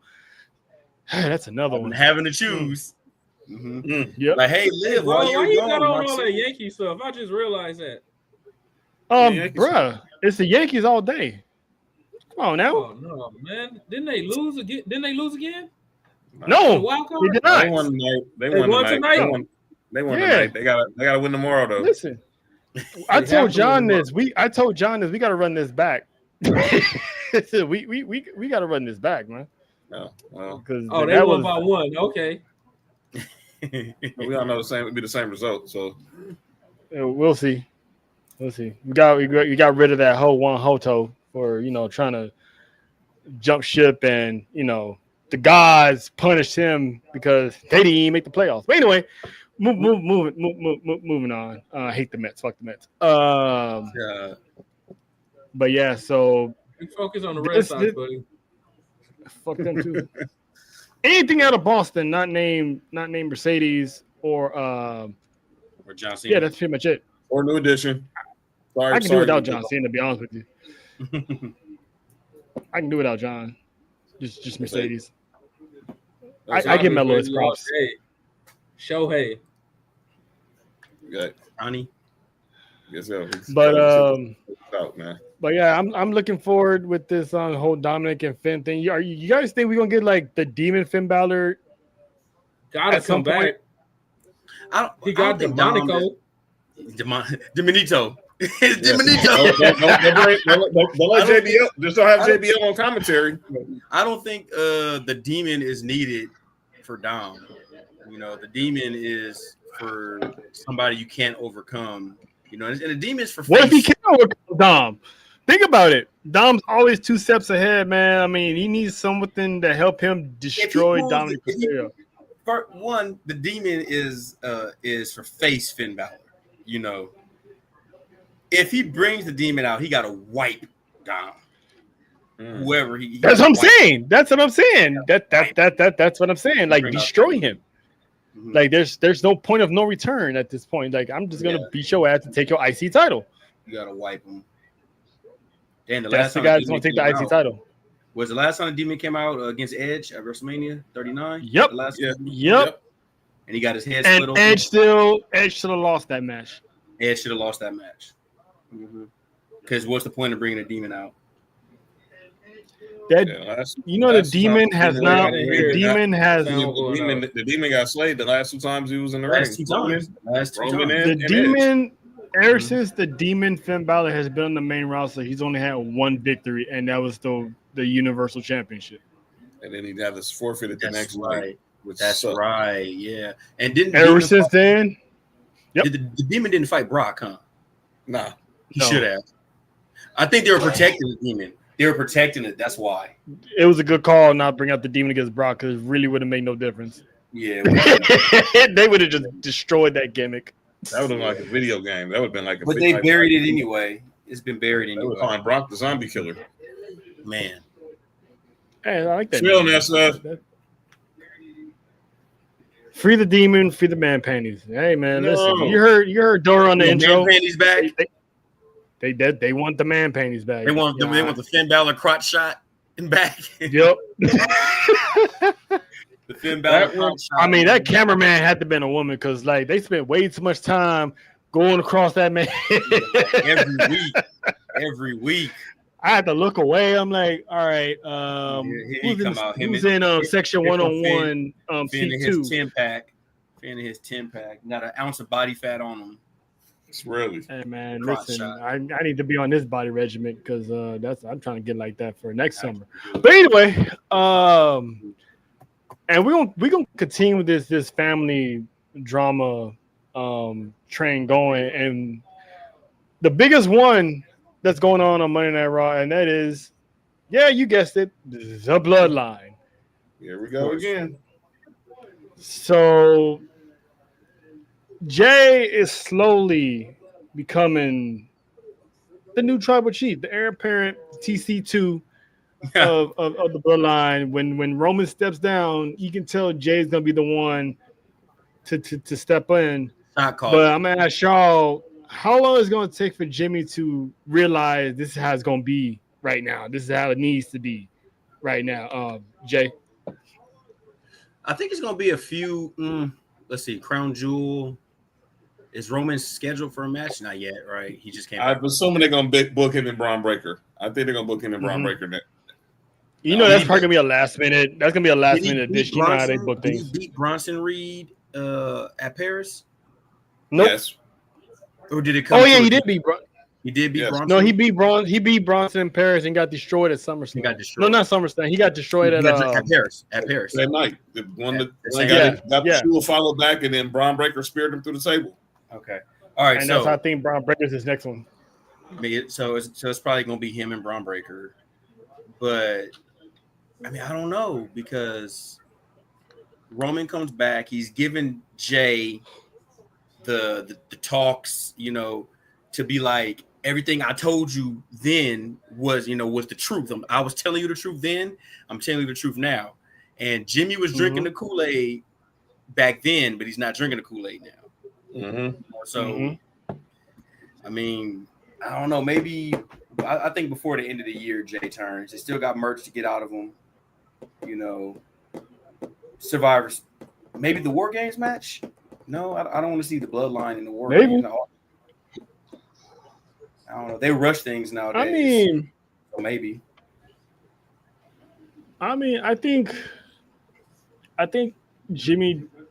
The thing with Jimmy is, man, it's like 2020 all over again. Like it was just me and my brother, me and my twin, and here comes Roman Reigns with the manipulation and all that stuff. Now, fast forward 5 years later, Jay's telling Roman like, "I understand you now." Roman's like, "Exactly, this is your word now. Fuck everybody else. You take what's yours. Anybody mess with the family, smash them." Which is like that should actually how it be. I like Jay like his banter with Jimmy, the fight he had with Jimmy before the match, and him saying like, see, just roll with me and we'll be all right. So like he's gonna be pulling Jimmy along and Jimmy's not going to want to be down with it, he probably have to super kick Jimmy. You know. Listen, I didn't. I don't think I they're gonna turn them didn't. against each other again. I don't want to see another Uso versus Uso match. We're not doing that route again. It wasn't good. They're not going to do that. They're not going to do that. It was booked correctly. They had the right Uso be a heel, the right Uso be a face. Fine. It just wasn't a good match. Terrible. Yeah, match. too much. The time constraints on that. They took a lot of time away from them, so it was bad. But jobs. They just got back together and they vibe so well. So I think eventually Jimmy's gonna fall in. I don't want to say fall in line. I think he's just gonna join his brother. Because imagine Jimmy, Jay, and Roman beasting like this at the same time. I mean, it's just the bloodline. Yeah, but I'm tired of it's like Jay being at the level he's at, and Jimmy dumping the funny haha, and he's on the same level with Jay and Roman. That's never really happened. But what do they do then? What do you put the titles back on everybody? No, they don't need the titles. Just dominate. What They're so big right now. They don't need them. Wake up, smash everybody, and leave. Or wreck everyone and leave. I mean, he still got Seth Rollins down the line. Or they come out with a new slogan: "Smash, yeet, and repeat."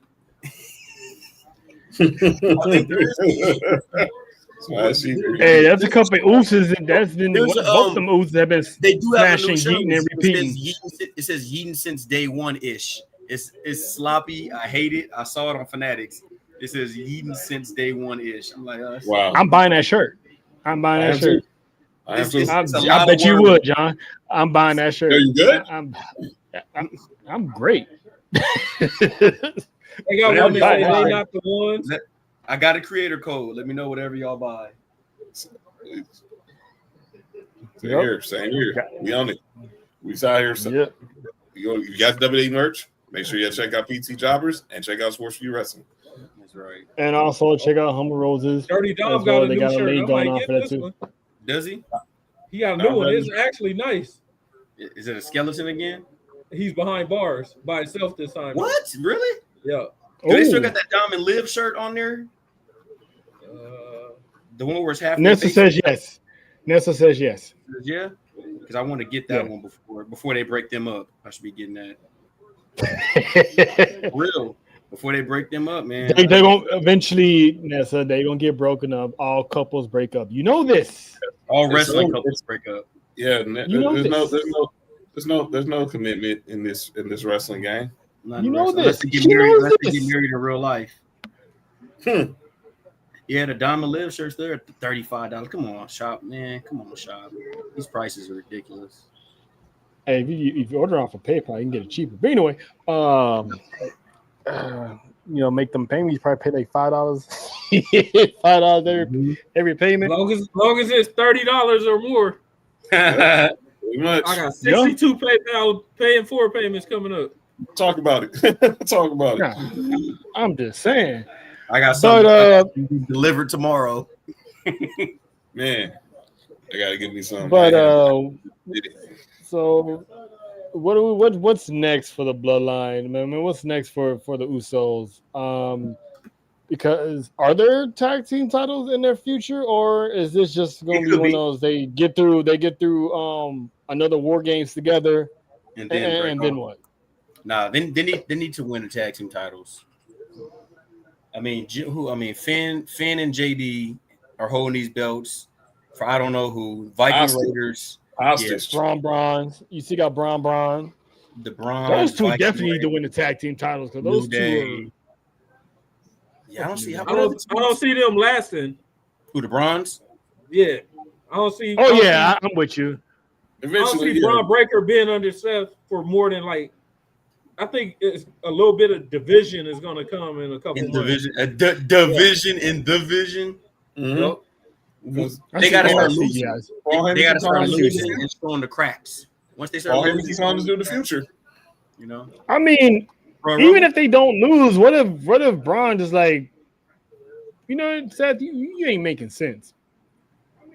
Like what do you mean do this, do this? Yeah. You ain't making sense. You start busting down the Steiner math, and it's like, how about we do it this way? And Seth's like, I don't like that. Then like, well, I'm gonna do it anyway. And then that's how that, because we got an out control dog. Eventually, he's gonna break that leash, and He's good gonna luck bite trying to back. get it back. What we need to have is Seth manipulating his men. He's so busy with CM Punk. They need more Seth, like, gaslighting Braun Breaker, gaslighting Bronson Reed. Like, Bronson's looking at the title and Seth is like, so anyway, stuff, just to keep That's them, what like, you got Paul Heyman there for. He wants to keep them down. He wants them to succeed, but not more than him. That's what I want to see. Yeah. From the vision, Seth.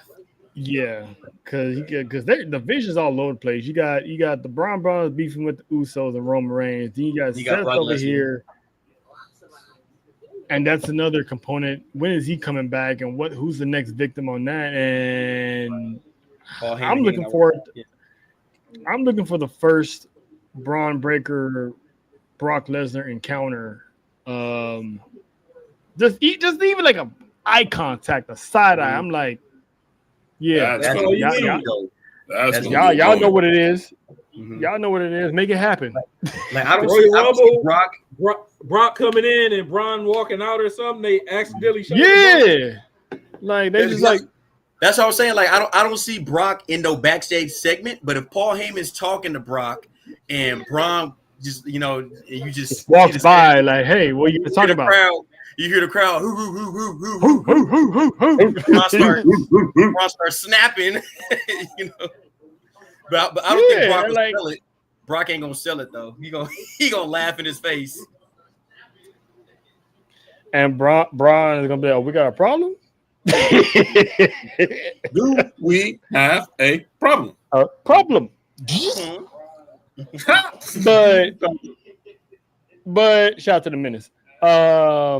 But if they have any type of reaction, it has to be at War Games. Because what if Brock is inside War Games? That'd be crazy. You think Brock could work a War Games match? That's the one thing he hasn't done. It's a long He'll destroy him in a War Games match. Have him come out last. And then eliminate him first. And eliminate him first. F5 everybody. Just F5 everybody. Get one or two eliminations. Get one or two eliminations, and then have Cena. There's no eliminations. There's no eliminations in War Games. Oh, that's right. It's one pinfall. Right. So he gonna come out last. Have him come out last. You gonna have him come out first?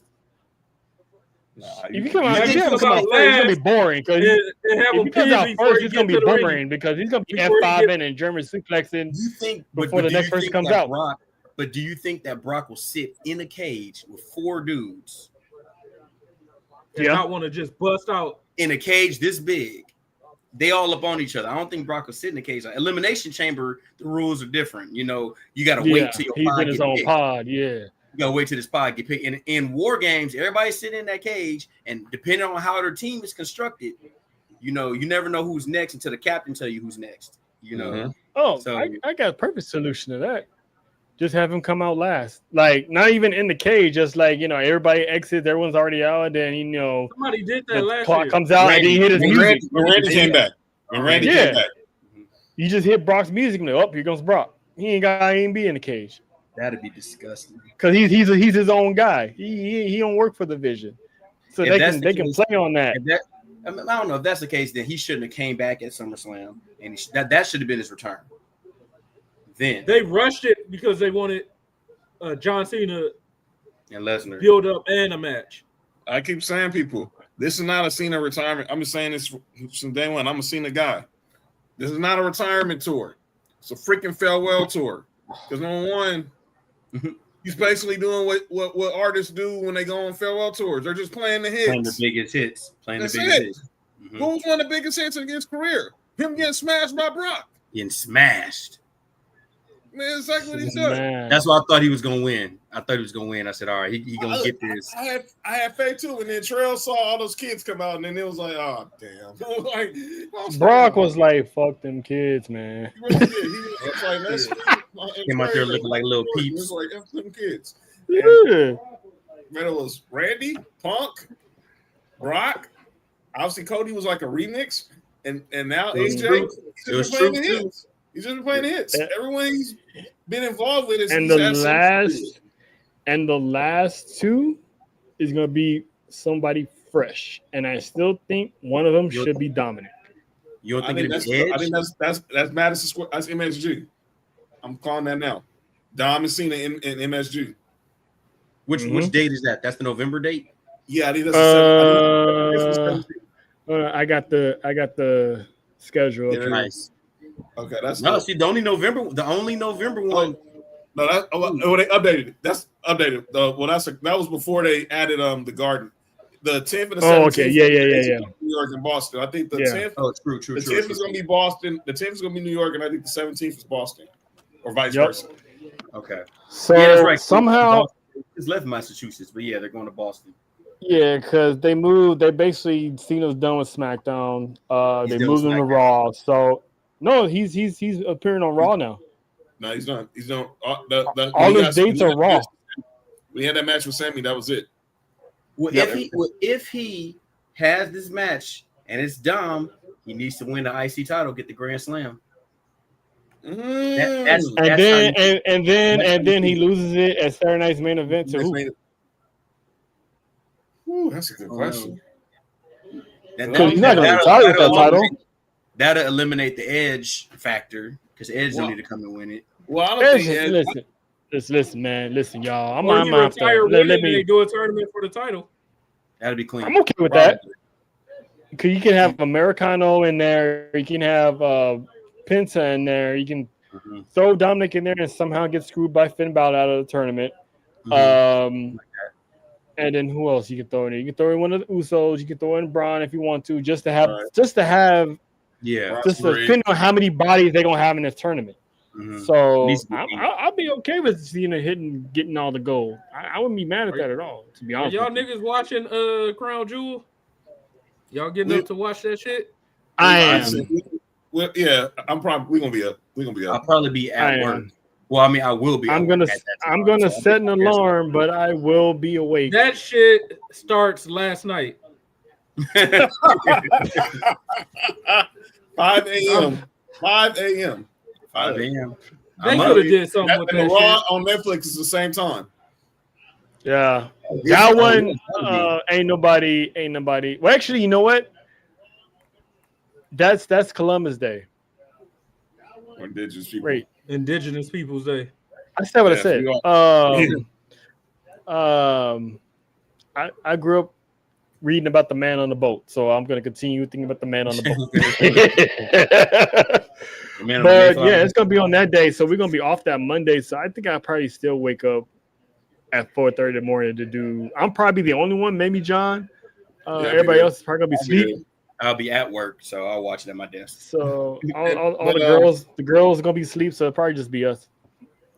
And then the SmackDown. Now you doing it too? Be in the evening. Okay. It's gonna SmackDown's gonna be the evening. But obviously, I think it's gonna be on tape delay though. That's gonna be on tape delay. That's gonna be on tape delay. So that's probably gonna come on. That's the night before Council. So they're doing SmackDown. No. I mean, the timing wise, it's probably still gonna come on in the morning, but it's gonna be on tape delay. You're not gonna see it till SmackDown gonna be at 3 a.m. and Crown Jewel gonna be at 5 a.m. Okay. I mean, SmackDown gonna be at 8 p.m. Eastern. Sure. I got a VPN. I can rewatch it on my way to work on Netflix if it's out there. So I ain't worried about. I can watch that on the train heading to work, so I'm good. I'm goody. So, shout out to the VPN. But yeah, I just got informed by the head Rose herself that she actually will be doing Crown Jewel with us. So excellent. She don't sleep anyway, so I'm proud of her for stepping up. It'll be 2:00 and then Crown Jewel starts at 4 hours. She's like, you know what? I'm gonna go to sleep. Wait, what time does it start? Actually, let me set this StreamYard up and get ready for the boys to pull in here. So by the time we're gonna pull in, she's gonna be right there with her squirt soda.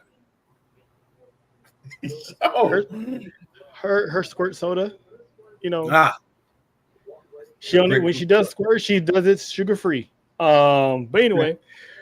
That's right. But yeah, so that's gonna be something. So anything else you guys want to touch on from Monday Night Raw before we get on to what's been going down on Tuesdays? No, I think we're good. How's our time? Good. We're doing good. I think we're good. Time. We on West Coast time. What happens on Tuesdays? We got a little. I'm glad you asked that, Siobhan. We got ourselves a little invasion / showdown. Showdown. Hey, listen, that I can honestly say that part right there is not my problem. But anyway,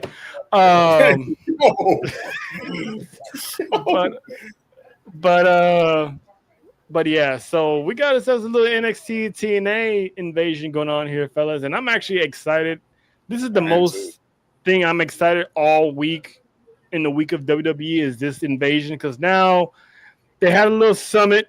Everybody pulled up last night to Full Sail, not Full Sail, to the PC. Teams have been selected. So you got, JC Jane was out there picking her team, but she said something to Kalani that made a whole lot of sense, and she was not lying. She said when she became TNA Women's Champion, Knockouts Champion, she was still repping NXT. Trick Williams is the current TNA World Heavyweight Champion, but he still reps NXT, and in fact, he's even on Team NXT. What does Kalani do? What does the new Knockout Women's Champion does? Instead of joining, she crosses the line. She crossed the line. I feel obligated to become captain of Team TNA. They ain't had nobody. They got somebody, but they can't use her out of fear of backlash. By the way, that person pulled up is back in CMLL now. Good for her. It's fat tonight. She's back in CMLL now. Really? Yes. Wow. Okay. They got someone, but they still haven't had the guts to pull the trigger and put her on TV. They got it. And that is one Tessa Blanchard. She can easily would have been team captain of Team TNA. Really? Easily. No, but they still didn't have enough. I wanted Indy. I wanted Tessa. They didn't have nobody else after that. Masha. I mean, you got the. Well, we can't say that. Remember when I said, John, she screwed up? Remember what I said, John? Masha screwed up everything. Really?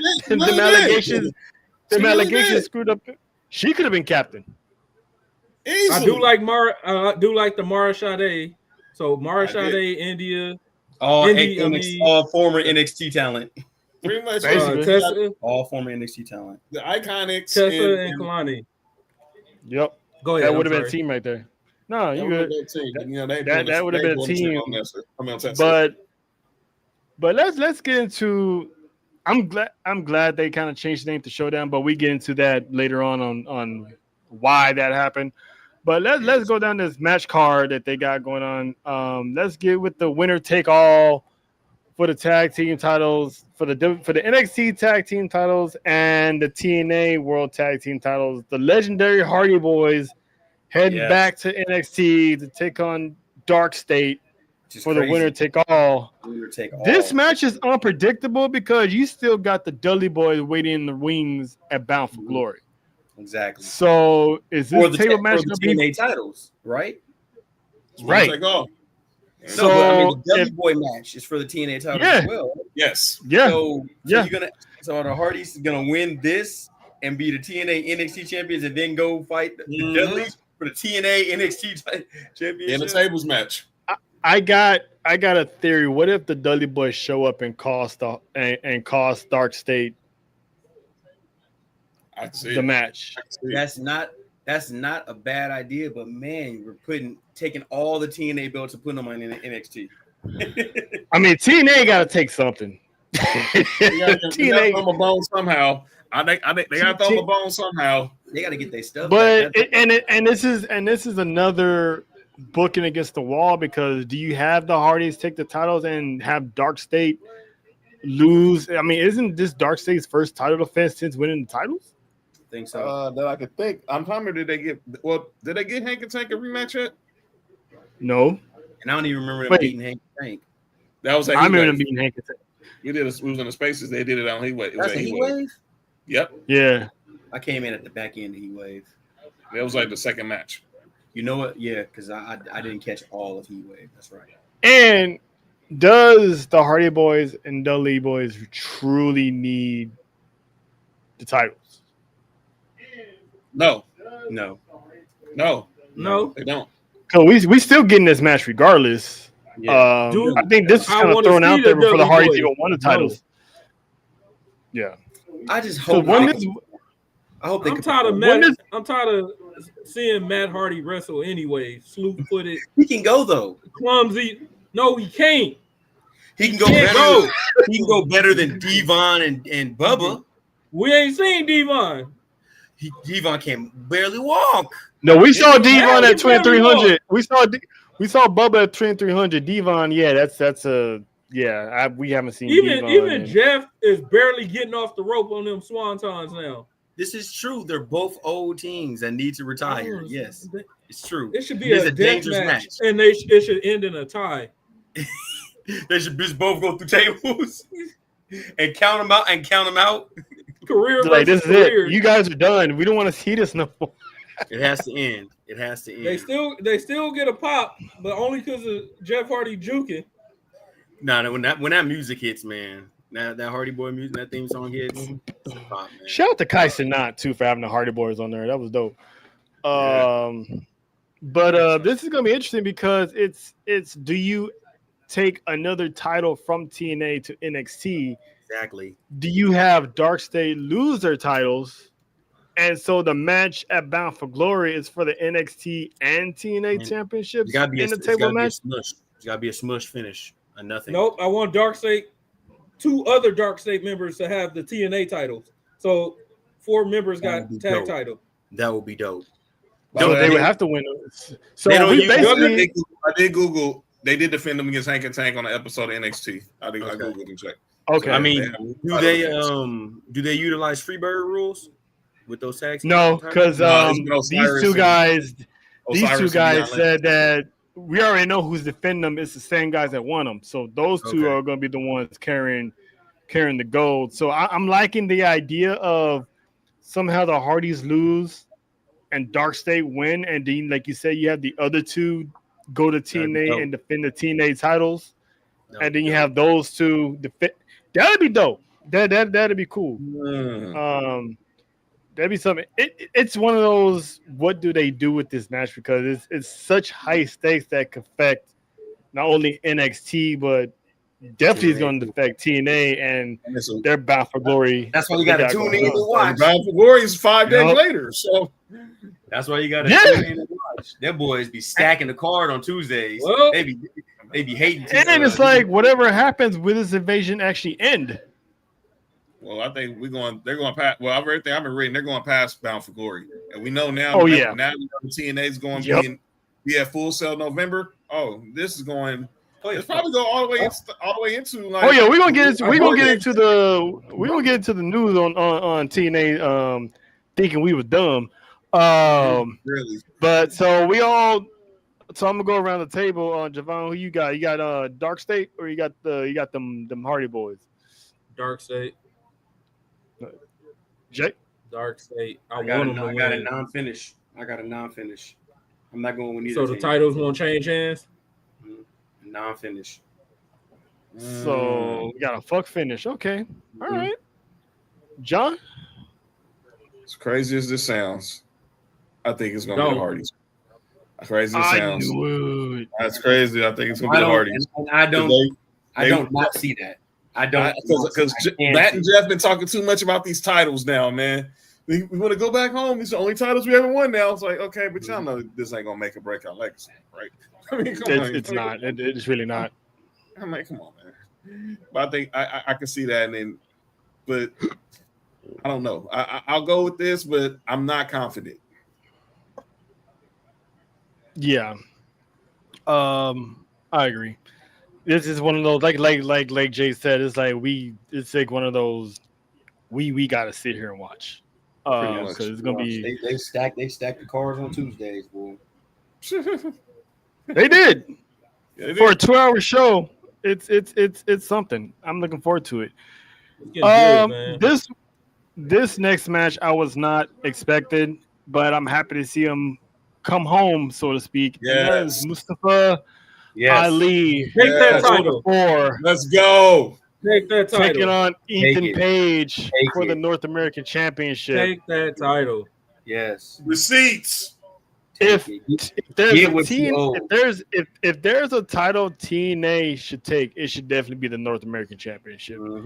Because TNA has nothing NXT right now, so this will be the first title that they will successfully bring to TNA and have him walk around with Order of 4 with that North American Championship around us. This is gonna be awesome because we get Mustafa Ali almost every Tuesday on NXT now if he wins that title.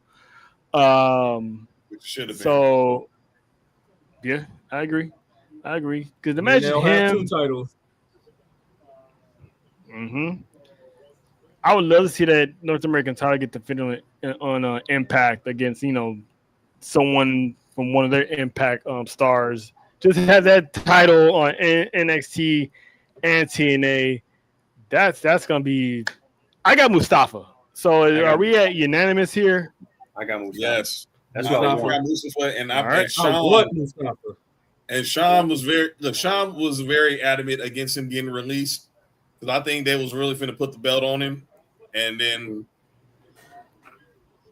so I think this is Sean paying it back. And word is he still got the gear he was gonna wear that night. He won the title. Some tells me this is gonna be that big night when Bayley took on Becky and she put on her WrestleMania gear. I think Mustafa Ali's coming back, but he's not coming alone. That Agent Zero pulls up. Oof. Listen, Agent Zero is gonna pull up, and Ethan Page ain't got no one to help him because Chelsea ain't gonna do none of that. Because Tasha Steelz will make sure Chelsea stay out the way. Damn, we get Tasha Steelz on NXT is awesome. But anyway, so yeah, that's for sure. We got Mustafa, so that's unanimous. And now, this is the one I've been waiting for because I finally get to see the Jada Parker theory that I've always had when she follows the path of one Bianca Belair. Because everyone was saying, is Jada's time to get a title? I'm like, well, why can't she just follow Bianca's path? Bianca never won a title. She shows up to Survivor Series, became the lone survivor of her team, goes to the Royal Rumble, tears up the Royal Rumble, and then within a year or so became champ. Jada Parker has a chance to follow suit because she has been added. She is a part of Team NXT, which consists of JC Jane, Sol Ruka, Lola Vice, and of course, like I just mentioned, Jada Parker against Kalani, the Inspiration, and I'm still gonna call her Miss Jackson because she's still about that action no matter where she's at. Marsha Day. Yeah. Yeah. I was on her never mind. You was on her OnlyFans? Really now? On her Instagram? Hold on now. Just from on paper, TNA can't see NXT on paper. No. I mean, the Iconics are the inspiration, but I mean they got nothing for that team. I would have loved to see Indy. I would have loved to see Tessa. Like, the fuck are they doing? If not Tessa, then Tasha Steelz. Indy over Mara Sade. No, Mara should have stayed because they pushing her right now. Got her teaming with Jeff Hardy and shit. Okay. Yeah, that's true. She looked good doing it too. They don't have nobody there, so they need to push somebody. I mean, what happened to the other girls? What happened to Rosemary? What happened to there's? I saw Rosemary on Thursday. She spit in AJ. She missed it. AJ Francis during the Call Your Gauntlet. Yeah. I mean, you still got Wang Ling Lee. They could have added her in there since she lost. Yeah, since she lost the match at the last TNA pay-per-view, they could have threw her a bone, and have her side with Kalani and be like, when this is over, I want my rematch or something. You know what I'm saying? Like, they easily could have. I don't know, but obviously I got Team NXT, and I predict that Jada Parker is going to be the sole survivor for this match. There's going to be a lot of souls getting snatched for sure. But my soul. Yeah, listen. That sister could do anything and everything she wants. That too. She can eat if she wants to. She gotta get past Jada because Jada could be doing all the eating. But anywho, I got Team NXT. Fellas, what say you, Javon? Team. I mean, they're gonna smash them, dog. The reason Kalani is on the other team because it would have been a worse. It would have been even worse wipe. Like they would have washed her. I think. Man. And you know is they done this on purpose by leaving Jordan Grace out of this. Mm-hmm. Oh, that's what. Like, that's the reason why her. And Joe Hendry, they let both of them out of it. None of them would have been easy part of whatever team they were on, but they purposely let them out of it. And Tanner told you got 1 foot in and 1 foot out. What is it?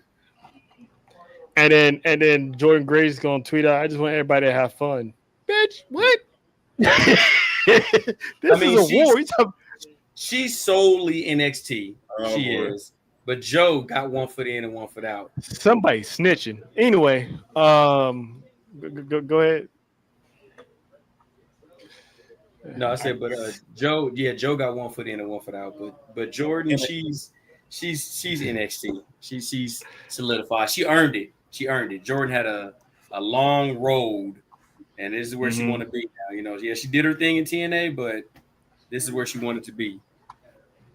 I still like how they booked it to where she is not taking. She wasn't even at the summit, and she was at none of the fights that broke out the past 2 weeks in a row. She was nowhere to be seen. So I like how they're keeping her away, staying out from this because she's still fresh from TNA. She got her own business with Blake Monroe, so I guess she's like, you know what, I'm just gonna worry about that. Y'all can handle that, and I'll be cool with everybody afterwards. But yeah, so everyone got John. Who you got? You still got Team NXT, or are you gonna get TNA a shot? Cause I know you like to root for the other dog sometimes. They have zero shot. I think the Inspiration gonna put on a good show being back in NXT, but I'm going with Team NXT, and I think Jada Parker might be the last one. I think it comes down to her and Kalani, and if she gets that pin on Kalani, she gets that pin on Kalani. It was like, who's next up to challenge?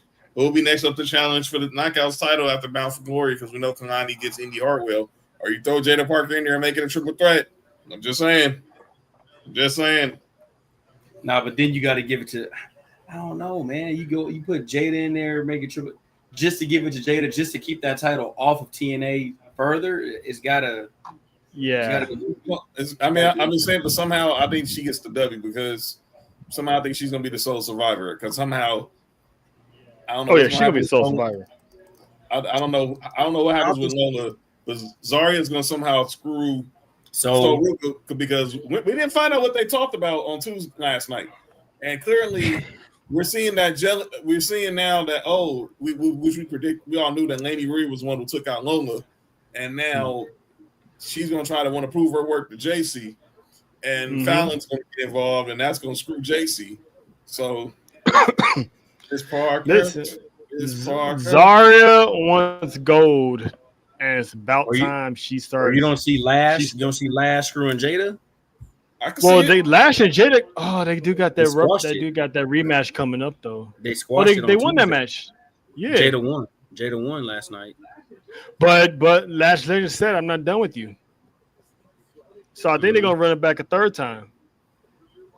Hey. I hope it doesn't get interfered in next week because we don't need Jada Parker taking L's because of Lash Legend. That's probably the only way TNA wins if like Lash Legend once again screws Jada Parker and Kalani reaps the benefits. But I got Jada Parker and Team NXT. Jada Parker's going to show up and show out because she's the only one out of that team that really hasn't gotten a true shot. So her last title shot was against Roxanne, I think, a few years back. So, well, she was in the title. She was in the 4-way title at WrestleMania at Battle. She sure was. She was in that. So she sure was. Always, Faith. Always bet on the cake. Always, Faith. Of course. LSU's finest. LSU's finest, and I do mean fine. Y'all ain't hearing me, man. The SEC be producing some good cakes.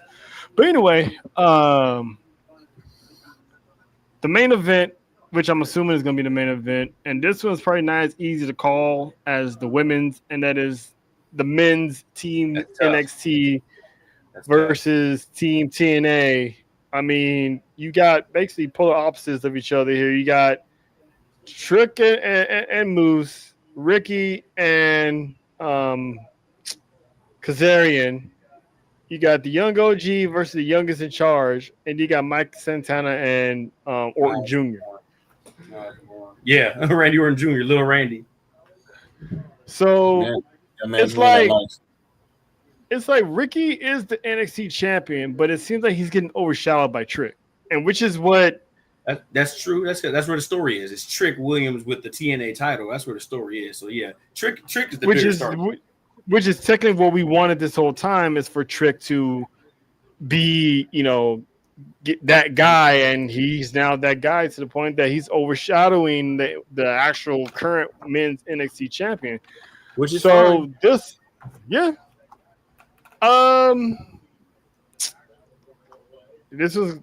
is tough to call, dogs. It is a tough one. It's probably Trick costing his team. It's probably Trick costing his team, since he is the TNA champion. It'll be so he'll turn his back on the team. What Stone Cold did in their original invasion. Remember, Stone Cold turned on WWF in their original invasion. So Trick here is Trick with the TNA title on Team NXT. He can say he's NXT all he wants, but he's gonna want his brand to be superior. Let's talk about it. Anything Trick Williams does is big time, so he wants all the talk to be about him, whether it's TNA or NXT, because this got Bound for Glory ramifications written all over it. The outcome of this match, so Trick versus Santana. Should Team TNA get this win on NXT soil? Because I got a feeling Mustafa's not the only one that's going to win representing TNA. I think he win. I think TNA's walking out 3 out of 4. I think the Hardys win. I think Mustafa's going to win, and I think the men's squad wins. And I think we're going to get Santana building momentum into Bound for Glory for this match with Trick. Okay. I think that's my pick. I think Santana's the slow build to try to get Santana that world title. And I don't know if it happens at Bound for Glory, but I think this is the start of that build. This is that build, that the rebound from what happened at Slammiversary. Yeah. This is Santana's Cody Rhodes story. This is his story. I kind of got him as the Jey Uso story. You got him as Jay? Yeah, because, years as a tag team with LAX. Finally break away. Yeah. Still, he's there, but he hasn't gotten there yet. And Trick Williams is pretty much that guy that's been having Santana's number for months. So this is something. So Javon, who you got? You got TNA also, or you got Team NXT? Can you hear us? Oh man. Okay. Can you hear me? Yeah. You good? Yeah, we got you. Can you hear me? Okay. Yeah. I think TNA needs the win. I think so. And so they've been taking all these L's, losing all the titles. and no way in the world they win that women's one. I think the men is gonna take it, and this is dope. They do match up well, but I think TNA might have a little bit more firepower because Slater and Javon cross each other out. Pretty much. Mike and Trick cross each other out. Then you got Moose. Moose is like, I don't know. He is the guy over there. So he's the man. He's Mr. TNA Moose. And I think he's the face of the franchise. And I think Kazarian outsmarts Bourne. Oh yeah, definitely. Oh, definitely. Oh yeah. And Kazarian just got that international title. He just got the international title. So yeah, you know. Yeah, I think TNA has the edge this because Trick and Ricky, they're not gonna see eye to eye. Miles Bourne is still young. He's up and coming. And then Javon, the man's just there and he's gonna show up and show out. Yeah. Young OG, man. But Javon and Leon Slater, me and Javon, we called it that night watching the pay-per-view. We called it. Was like, man, Leon versus Javon would be dope. And then they announced it. Like, oh, man. Oh, dope. Leon versus Javon. I can't wait to see those two. Is gonna break it. We saw Leon in Vegas. We saw Leon at Ashe in Vegas. He lost to that other British dude. But we seen him. Yeah. Dude was dope. Dude was dope. Oh yeah, because one of them was talking, and I asked that British girl, "What the hell they saying?" He was repping something in British rap. Oh, what they call that? I forgot what his name was. The drill music over there. Yeah, British drill. But yeah, man, that's pretty much NXT Showdown for next week that I'm actually very, very excited to see. So I will be glued to that because I will have Tuesday off to celebrate my birthday anyway. So I'm definitely gonna be watching. There you go. All Happy of birthday. That. Happy birthday. Appreciate you. It's actually on Sunday, but I got a few days off on work, much deserved. So I'm gonna be doing a whole lot of streaming these next couple of days. Good, man. So, get it in. Yep, that's the plan. So let's get into these news, the rumors, and all that good stuff. Another guy we saw recently appear on TNA, and that was NXT star Ridge Holland. And as soon as he came in, the man already checked out, and that's because he suffered an injury on a TNA taping. I saw that. So which is going to be requiring surgery in the next couple of days on Friday. So he's going to be out. And the man just came back looking like a British Brock Lesnar. And he's gone already. So, man, Jay, your thoughts on pretty much we just got Ridge back and he's already gone just like that. That's unfortunate. You hate to see it happen. And he's had a bad rap since the Big E situation. You know, he hasn't really had the ability to show. I mean, hell, getting booted from the main roster back down to NXT because of it, really, you know. So, I mean, it just sucks. You hate to see when someone's trying to get their footing and then they get caught up like this. But there are stories like that. Randy Orton, Rock, you know, young careers, got hurt, and coming back were able to find something. I just hope he has a niche when he comes back. You know, that he's not just some big brolic guy, that he has a niche because he had a pretty good match, you know, last time I seen him. So, you know, I hope he's able to come back strong and fast. You don't want to lose your spot. Who are we talking about? Ridge Holland. Ridge Holland. Oh, okay. Yeah, your thoughts on him getting injured, Javon, and gotta take surgery again. Against Moose, right? That's the taping. Like it was taping. He was in a match with Moose, and they had to cut the match short.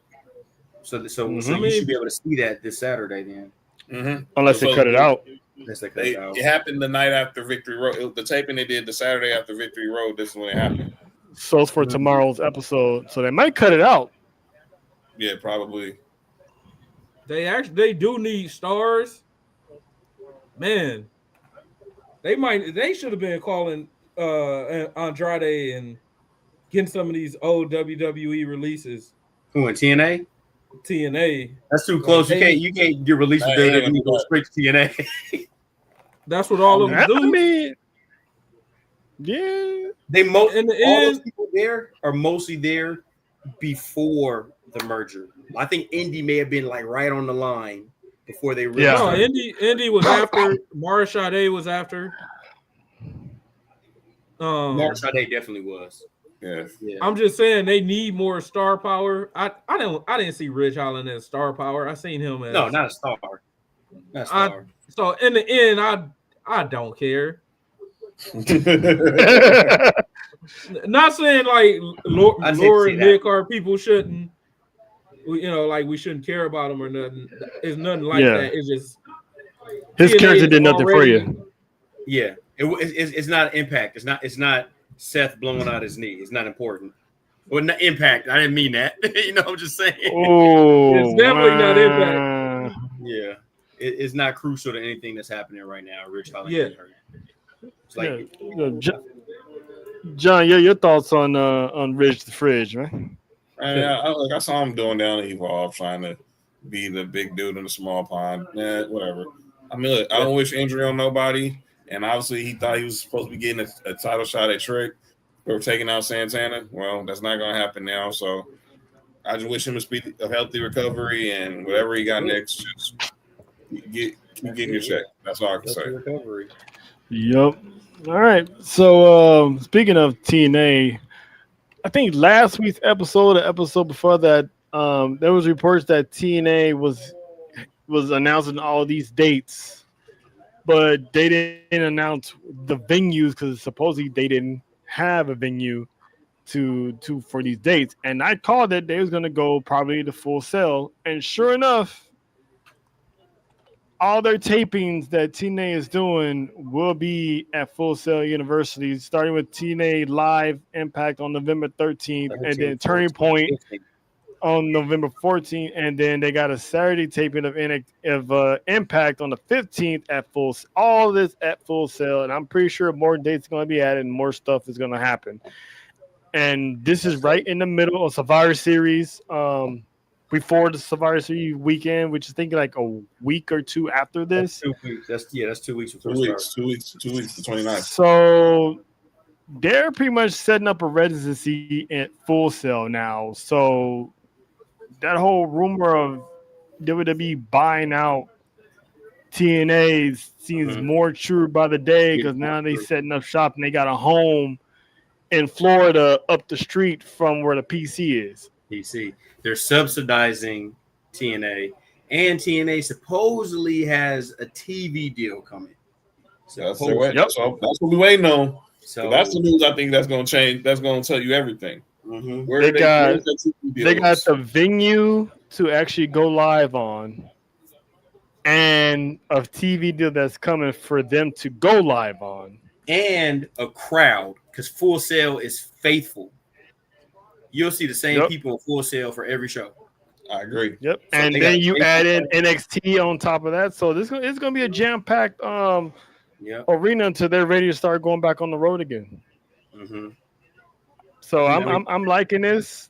TNA's winning. TNA's winning. This is good for TNA. It's just good for TNA. People are more worried about NXT is taking other titles. TNA is getting buried. Like, the whole purpose of this happening to get TNA put back on, right? Like they were put on 20 years ago when they put themselves on. So now, when they were a real threat. Now, after the whole Hulk Hogan thing, the whole stock of TNA just went down and down and down, and now it's on the rise again. And Santino said it like, once they get this TV deal, they're gonna be the number 2 premium brand in North America. They will be. Because I mean, for whatever reason, people are turning on AEW, but I'm not. I'll still watch. Yeah, I'm not turning on AEW, but TNA is going to come up. They can take that. Low key, I'm getting tired of AEW because none of the shit makes sense. These matches, I'm talking about in the matter of a collision from Wednesday to Saturday. They done started a new beef and a new rivalry Like, how the fuck did this happen, and why are they fighting? Right. They just have matches, man. There's just no story whatsoever. Like at all. I'm starting to get tired of it. Like, I had WWE fatigue, so I started going to AEW and watching a lot of it, and it did help. And now I'm like, I don't have to watch AEW because all it is just matches. I don't have to invest nothing. That's true. I can understand that. That's true. They're all exhibition matches. That's it. Yeah. Why is the world heavyweight champion open up the show defending the title almost every week? Because every week when John Moxley was champion, he was defending the title in the opening match of Dynamite with the title in the briefcase. That too. And it's like, why are we getting blood and guts on a Wednesday instead of for free instead of a pay-per-view? Mm-hmm. And then the pay-per-view was weak. The anniversary show was weak as fuck. I didn't even see it. Yeah, it's tonight. We were there. It's tonight. Are y'all with which one? We went to 300. Oh, yeah, I went to the 300. Yeah, it was whatever. It was bad. Our view was great for one match, but that was it. Was that the show? They did a double show though. Was that the show in Ontario? Yeah. Okay. Damn, they how the mighty have fallen. They're so different from when me and John went for the first Dynamite, and we saw the return of Adam Cole. Did we see that? Adam Cole, baby. It was at the Forum that night at the Forum. True. We were there. We were there, and it's like, and there's a small little camera angle when Adam Cole does the Adam Cole, baby. You can see me and John in the back. Nice. We be all the same places. We just so we just you know. So now we do like we was like now like we was at obviously after Money in the Bank weekend. We was all in right because I saw you at Wale Mania. Yeah, right. Let's go figure, right? Right.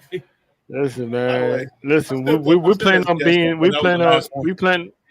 plan. Yeah. I listen. LA had the best Wale Mania. I didn't go to Philly, so I can't really. I'm not gonna say Philly wasn't, but LA. I mean, when the main attraction was the Bloodline. Listen, we all came. I remember it happening. I didn't go, but I remember some of the footage from it. It was there. It was man. That's dope. It was awesome. It was awesome. Lit that night. It was, man. It was. I mean, DJ Who Kid was playing some hits, man. Like, you know, mixing in the old Attitude Era theme songs and stuff, like the right ones, not just any of them. So it was dope. It was dope. All right. It was up. So what we got here? Anything else? Oh, actually, guys, I want to bring up something to you. I kind of talked to John about this earlier. Oh yeah, this is gonna be good. Let me bring up some names here. Brock Lesnar, Roman Reigns, John Cena, Seth Rollins, Luke Harper, Shelton Benjamin. What do these guys have in common? All were developmentals. They all was a part of a very, very good draft class. Yes. So not all the same. Oh yeah, not all the same draft class, but no, they're not in the same draft class. They're part of a great draft class 10 years apart. Okay. So I got a question for John, Javon, and Jay. And this is something you really, really have to think about because it's not really that much of an easy answer off the bat.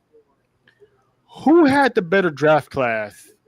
The 02 OVW draft class or the 2012 NXT draft class? I gotta say, who's on the bottom left? Is that Paige, Bray? Is that Dolph Ziggler? That's Emma. No, yeah, next. Nick Rogers. Who's that next? That's Nick Rogers. I don't even know Who's who Nick Nick Rogers Rogers? is. Is that I don't remember who that was, but I don't know who that was either. Okay. But you I got think Rusev, Ambrose, and Big E. Roman, Bray Wyatt, Paige. Like, think about everything, like matches, storylines, the height of their careers, This is easy. all that. 2002, man. This is like, you know what this is? This is the 93 Dream Team, 92, 93 Dream Team versus the Redeem The LeBron Team. one. Yeah. This is what this is. And I'm gonna go. All right. I'm gonna go with 02 because Dude, easy. It's 30 world titles in 02. In one picture. it's 30 world titles in that picture. Now, the issue is, I don't know who Nick Rogers is. Emma never took off. Roman, Dean, and Seth are the only ones that really got to where they wanted to be. Bray had the most potential. Yeah, Bray had the most potential. Luke was his lackey. I mean, but Luke handled his business over there in AEW, though. He did. He was, and God rest his soul. He was handling his and business. they killed him. AEW. Shut up. What the hell? But like, I think maybe in the long run, 2012 became a good class. 2002 came out the gate. Big E got pushed and didn't do nothing with it. That's because Dean was the born one out of the three. To the Big E. I said Big E. They didn't know what to do with Big E because he was a silent enforcer for Dolph Ziggler and didn't really get due until the New Day. Yeah, Roman. Thank God for Xavier Woods. Roman performed better than what I expected, especially with that long ass title reign. Bray had the most potential. Bray would probably be champion right now, but they just hated Bray. Nigga, they hated Bray. That is 6 Hall of Famers in 2002. All for sure, surefire. I mean, they got some Hall of Famers here in 2012. That whole Seth Rollins is a Hall of Famer. We're not going to do that. Okay. The entire we're not going to do that. The entire Shield is a Hall of Famer. Big E is still a Hall of Famer. He's a former WWE champion. Luke Harper is a Hall of Famer. No, he's not. It probably take him a couple ballots, but he'll get there. Wyatt family's getting in the Hall of Fame. You said who? Bray Wyatt's definitely a Hall of Fame. Wyatt family's gonna get in the Hall of Fame. But he getting on it. He getting in it not because of what he did, it's because of what he would have done or what he could have done. His career, Bray Wyatt is a former WWE champ. in Hall of Fame. Bray Wyatt is he would not be. He's a two. Bray Wyatt's Hall of Fame and a Universal champ. So that's with two different gimmicks for Hall of Fame. That gets you in. Well, I think it does. Two world titles. They did let Michelle McCool in. And Junkyard Dog. We just talked about Michelle. We had that conversation last. We just had that conversation last week, man. They need better standards for the Hall of Fame, bro. But I think, but John Cena going in with Bray Wyatt don't make sense. No, but this 2002 class is mythical. I don't know what other class is gonna be like that. Especially now with the system that it is now. They'll pull one person up on a random month. I don't even think you can say that there's classes anymore. There's just the night after WrestleMania. Who's going? What's happening the night after WrestleMania? Who's coming up? And it's crazy about this 02 that as of December, there's still gonna be 2 active ones. Right. Yeah. Sheldon and Orton. 3. Excuse me. Yeah, you still got Brock, Shelton, and Orton. I didn't even count Brock. That's right. So, Sean, who you got, man? Which draft class, in your personal humble opinion, that you always rock with? I gotta go with 02. 1, that's the year I graduated high school. But number 2, and then I'm just like that class. I think about that class. That's like you always made the comparison to 84 Dream Team to the Redeem Team. It's the 80. I mean, the Dream Team, the Redeem Team. This is the 84 draft class. This is Jordan. It's This Jordan, Stockton, Barkley, Elijah all of John them. Stockton. All of them. Versus LeBron's 03 draft class. Versus Bron, Melo, D Wade, Chris Bosh. That's exactly what this is. That's what it is. You want to go to 96 class with Kobe, and Steve Nash and Ray Allen and Stephon Marbury. That's what the 2012 NXT class is. That's but what that 02 OVW class is undefeated. That's elite. I'm not saying the 2012 NXT class wasn't, but that's that's what I said. It's mythical. It's mythical. It's legendary. And it's crazy that Shelton Benjamin is in that draft class and the stuff that he's done and is still going to this day. It's like that man is unappreciated. Is very underrated, unappreciative at times, man, because he thrived from that draft class as well. You know what I mean? He didn't reach the pinnacle like Batista, Cena, and Brock did, but the man had a Hall of Fame career. He has a Hall of Fame career. Shelton has a Hall of Fame career. He got a spot already. Sean said it. When he made his 20, it was like, we already got a spot waiting for you. Cedric Alexander said it. Like, I don't even know how to. The fact that I got to explain to y'all how dope Shelton Benjamin is crazy. Right. He's the only one on that picture that never, because Victoria won the titles. Everyone won titles, world titles except him. He's got the Intercontinental titles, he's been tag team champ, he's been United States champ. And Shelton can do everything that everybody on there does. He has power and agility, athleticism. He can do Brock. He can do Orton. Right. You know, he can do Batista. Shelton can do it. Which is doing that now in AEW. Yeah, he's hurting people. He's Mr. Money in the Bank, and he's never won it. But anytime he was in the Money in the Bank ladder match, there was the highlight. Before there was Kofi, before anyone else, that was Shelton. I mean that's that dude was awesome. That dude was awesome. So I guess I obviously go with the 02 because Brock, Cena, and Orton, and you throw in Batista's like Batista and Cena pretty much came up and won the titles on the same night in Hollywood. Brock came in day one and was champ by summertime. I mean, that's like the fastest rise I've ever seen. I mean, that man came in April after Mania, and by summer he was already beating The Rock. Beat The Rock at SummerSlam. Amazing. And it's like by the time WrestleMania came around, he was already a two-time WWE champion. Incredible rise. That's one of the guys I can say with a fast shoot up like that, it panned out, boy. It panned out with Brock.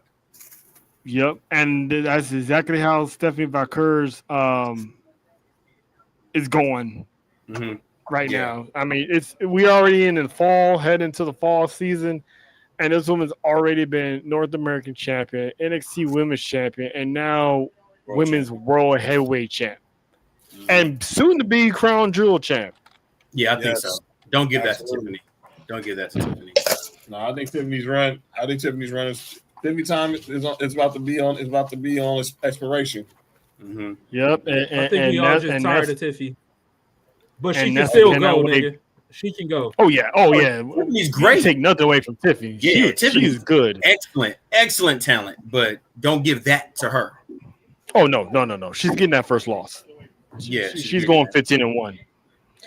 But Tiffy, that's how we feel it. But all right, so we're pretty much towards the end of this monumental broadcast, and as John cracked open the Pepsi, we'll get into our closing segment. That if we see something that makes no sense, and it's just like we like to call, is this what we doing? Like, huh? Like this what we out here doing?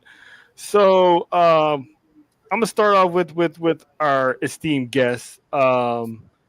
Jay, I'm sorry with you, man. Is there anybody you want to call out and be like, bro, this is what we're doing right now? Julia. Oh, what we're doing with Julia. Because they tried to make her like Stephanie. Mm-hmm. You know, yeah. And then they realized. Granted, Julia could go, but I don't know. Got no aura. I don't know. I don't know where she can go. That's the thing. You know, she's Shinsuke. She came in with all what it is. She's Shinsuke. You know, great overseas, great in NXT, and complete drop off on the main roster. It's not her fault, really, because she's not featured.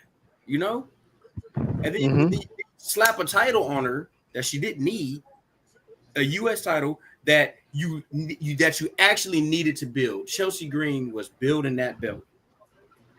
I agree. She didn't need the title, but seriously, Selena Vega didn't need it anymore. Yeah, Zelina didn't need it no more. No, but Chelsea needed it, or it needed Chelsea. It needed Chelsea. That part. Chelsea made that belt relevant, and now it's not on TV. So I mean, Julia, like Javon said, she has no aura.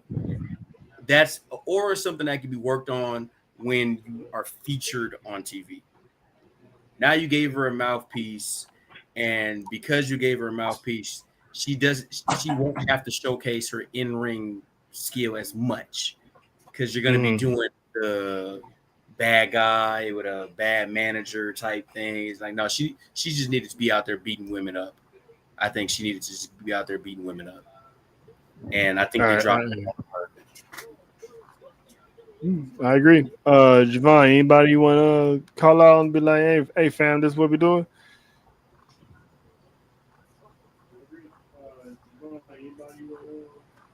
Can you hear me? Oh, okay. I was just making sure. I know the long thought process. I think last time I went off about LA Knight.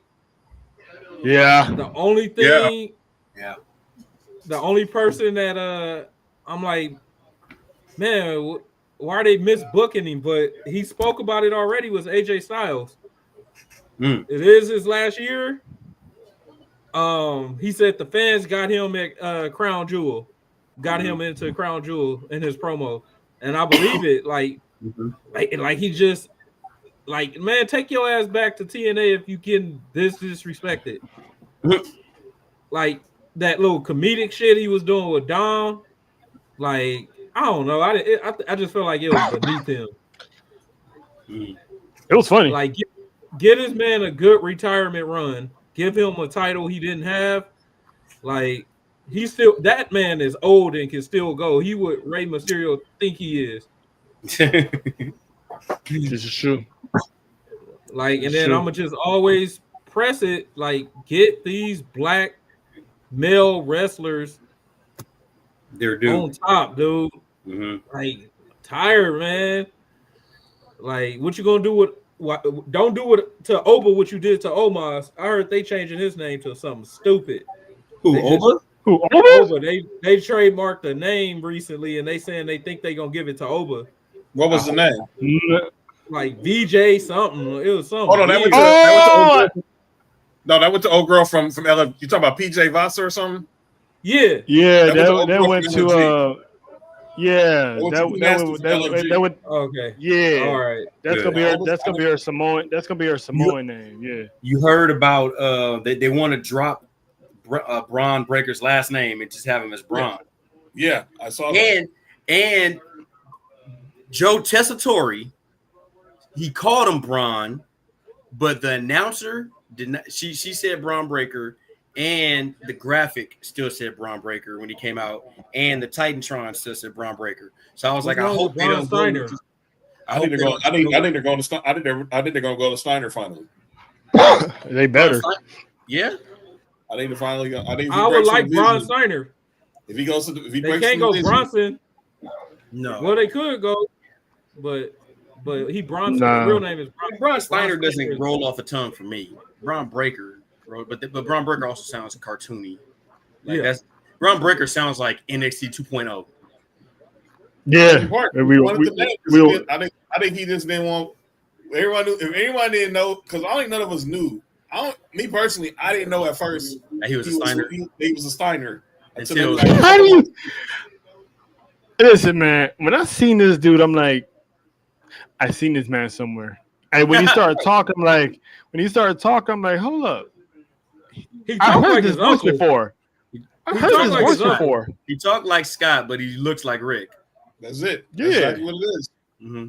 Like I knew it from the go. I'm like, wait a minute. He got both. You know, he's fat. I looked it up. I'm like, fat.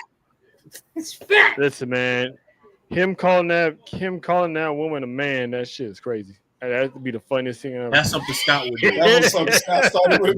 That's some big Papa Pump right there. But the thing is, Braun didn't know that was a man. He didn't know that was a woman though until Paul Heyman was like, "Yeah, that's a woman." And he's like, "Hey, oh shit!" It happens. Oh man, that was legendary. John, you got anybody want to call out? Yeah, you just teased it right there. This whole cause I added it because it got deleted when I logged out. Okay, so here's the deal. We know that originally we watched No Mercy, and originally this show was supposed to be called NXT TNA Invasion. Mm-hmm. Well, the Israelis had an issue with that because they felt WWE was mocking the fact that because this is the same day, October 7th, that the Hamas attack took place on Israel in 2023. Let me be perfectly clear to our family over in Israel who are watching. I don't think Triple H and Shawn Michaels are going to take a natural genocide and use it for television mockery. What the heck are we talking about? Have fun, people. It's entertainment. Like Daltrell said, he brought up a point where maybe they'll use it for a pay-per-view later on down the line. But man, come on, dude. At this point, it's ruined. They ruined it. They screwed it up. Yeah, they screwed it up. Put on the size bit. It is ruined everything else. What it is, it's just what WWE has been doing ever since they acquired WCW, using old pay-per-view names and putting them on their programs. Right. Invasion. This to me, this is so much of a pick me situation. Like you had nothing to do with this. None. Why? At all. How would you correlate the two? And you were the one that invaded the other country. Besides the point. No, that is the point. How would you say there's something going on across the water, a professional wrestling event, where one company is literally invading another company and correlated to the issue that you had? Like, no, it's all political, man. It makes no sense. Israel hate all Muslim countries. It makes no sense. I think at all. And at the end of the day, it's not the biggest deal, but it's the principality. It's like them animal people taking the F off of WWF. It's not that big a deal, but it's a principality. It's a principle. Politics. Man. That's it. That's all it is. That's all it is. All right. So on the brighter side, we also like to bring light to stuff that goes good in the IWC, whether it's our peers, wrestlers, commentators, whoever you, fans, companies, whatever. We like to have a little something that we like to call that, we acknowledge. So this one, I'm gonna go back to TNA real quick and acknowledge one Steve Macklin, who is a former military guy. He served in the military.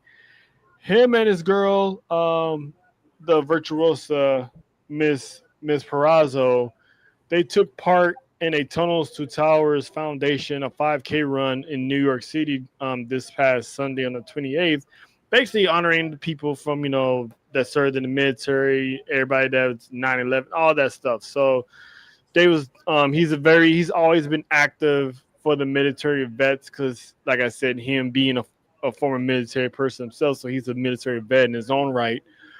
So I just wanted to give a shout out to them because that's dope to see them do that for the community of there in New York. Because no matter what, 2001, 2002 may have been a long time ago, but there's stuff like that you'll never forget. And all the firefighters and country servicemen that that are in New York all the time. That's never gonna be forgotten. So shout out to Steve Macklin and Diana Peraza for that. So that's something I definitely want to give a shout out to.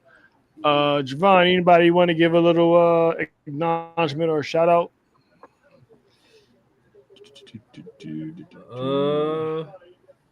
I don't know, man. That shit was deep as hell. I'm gonna just say something generic like Kalani winning the title, putting the title on her. Like that's still dope. I do. They're still supporting the sister. They're still supporting the sisters. But I've always liked Kalani, but I do recognize like how big she's getting. She's getting bigger. She's getting stronger. The skills is there. I was telling Justin about like the way she telegraphed her punches. I was like, her shit is nice. Like she's doing a great job. It's getting believable. And I was like, she did deserve that. She deserved a title. I don't know if she's ready for the main roster yet. No, she still got that good girl next door type of shit. Say that maybe a SmackDown, maybe a SmackDown women's division. No, I don't want people thinking that they calling her up just because of who she's just. Because then you're gonna have the haters thinking, "Oh, they only calling her up because she's Melo's girl." But I mean, they pawn Montez Ford up because that's Bianca's man. So what's their point?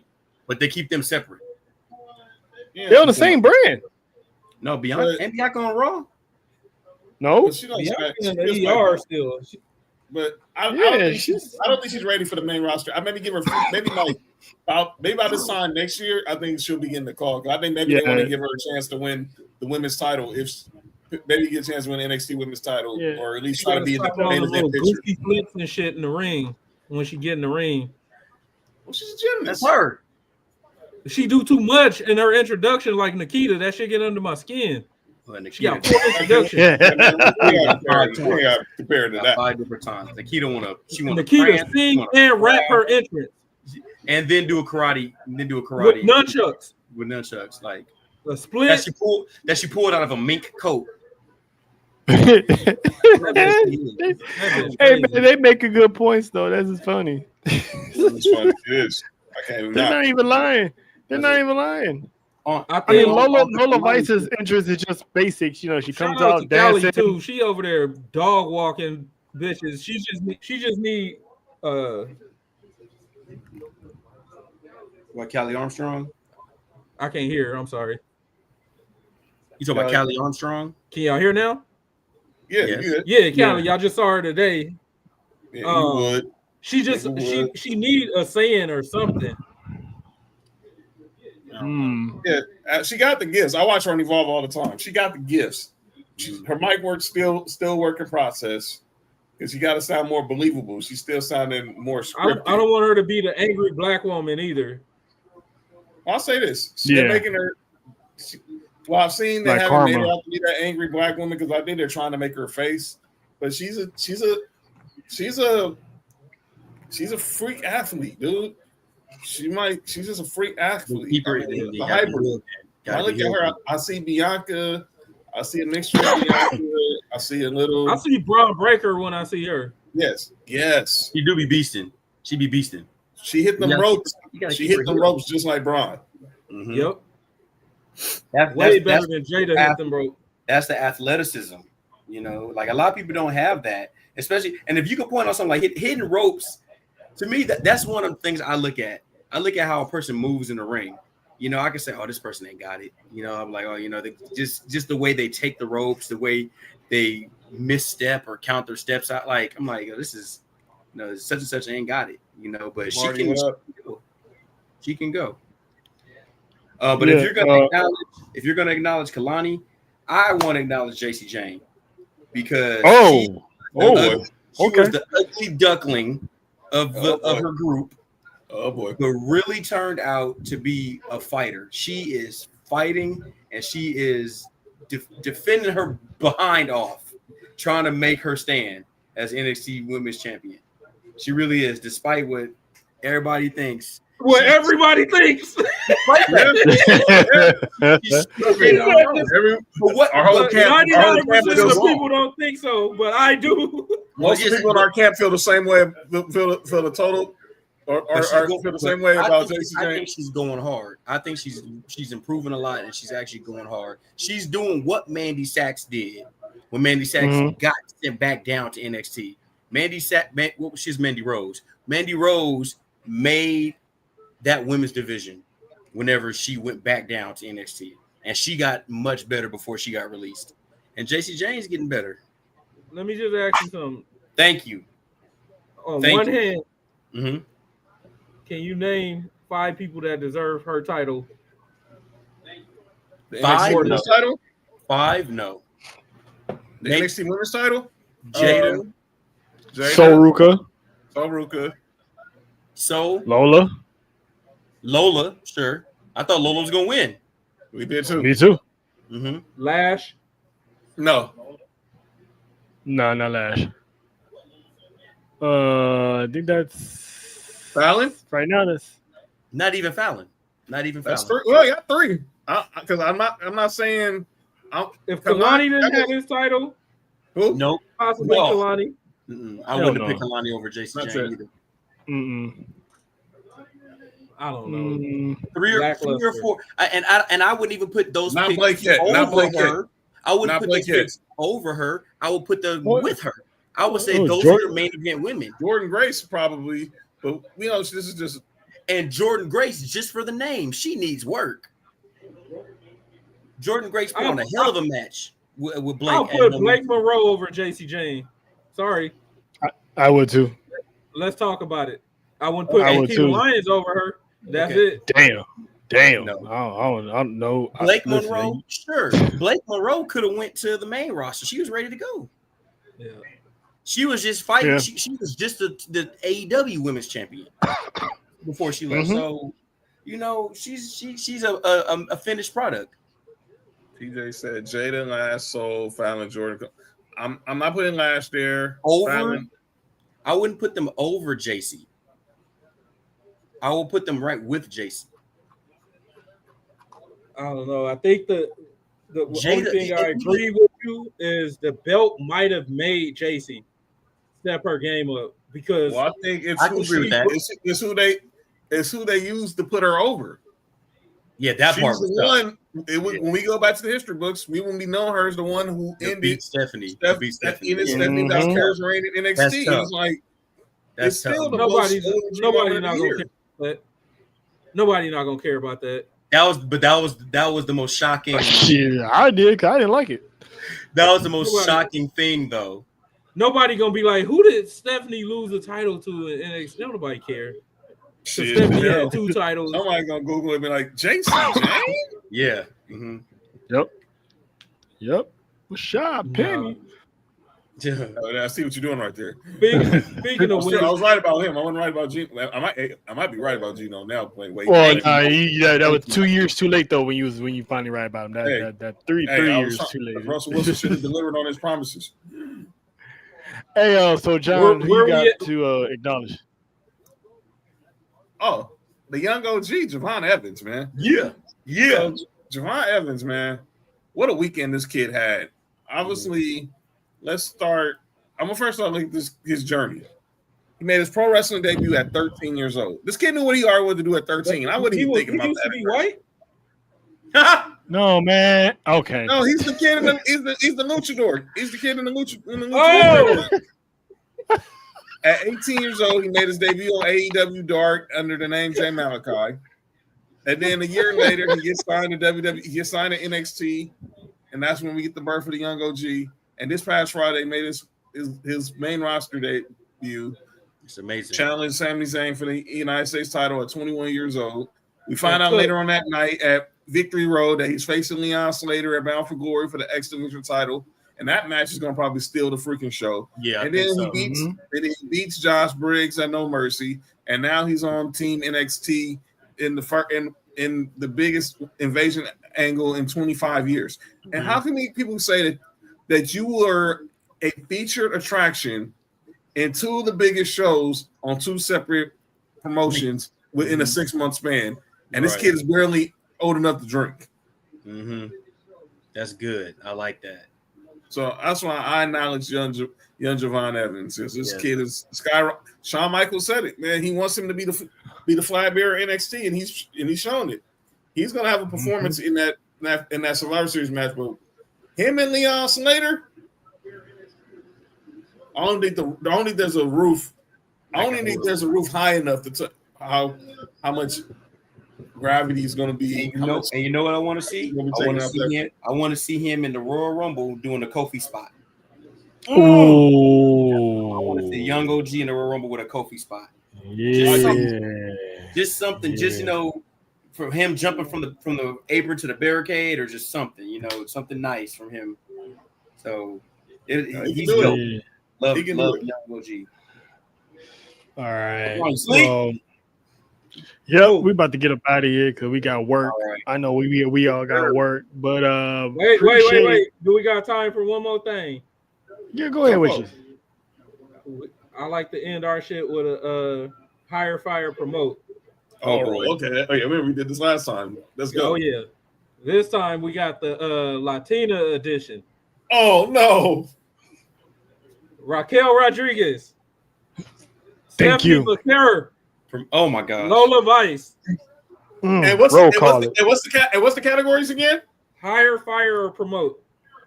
Hire, fire. All right. Stephanie back here, Lola Vice, and Raquel Rodriguez. Oh my God. I'm promoting Raquel.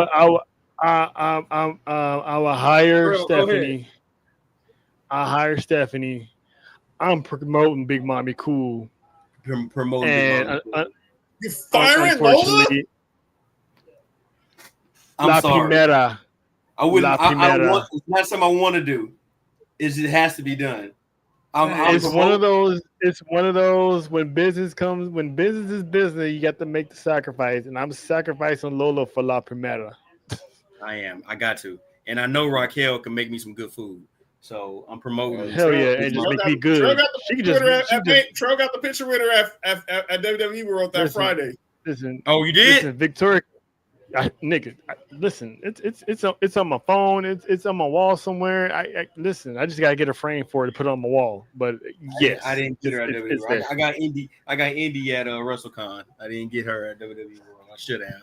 So Victoria don't have to make me tacos. She can just make me. You know what I'm talking about? John, only hiring Steph. I'm promoting Lola. I hate to do it to you, Raquel, because you've been kicking ass lately. Shout out to Kevin Nash because whatever he said. It got her going. It got her going. Wait, huh? So you saying you? I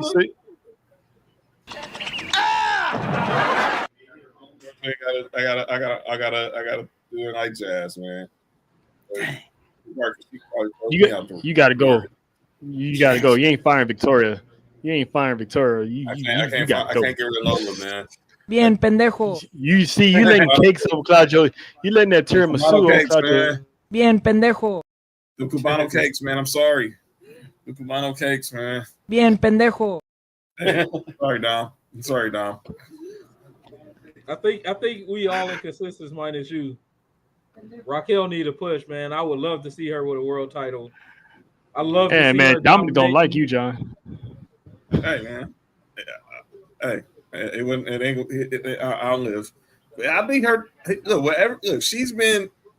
Her trajectory ever since that whole Kevin Nash interview went out, and then from that day on, she's just been trending upward ever since. She's bien pendejo. Definitely. Look, your Dom, relax, dude.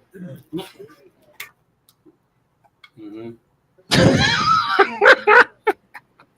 He said, "Fire Stephanie." This dude said, "Fire." Oh, he said fire. Hey, TJ. Yes, hey, TJ, you can go too. Yeah, definitely. Yeah, we're talking about. He definitely throwing out the club, firing Stephanie Valkyrie. You're hot. No, actually, no. He don't deserve. He doesn't deserve a Dominic salute. He doesn't deserve to get thrown out. What he deserves.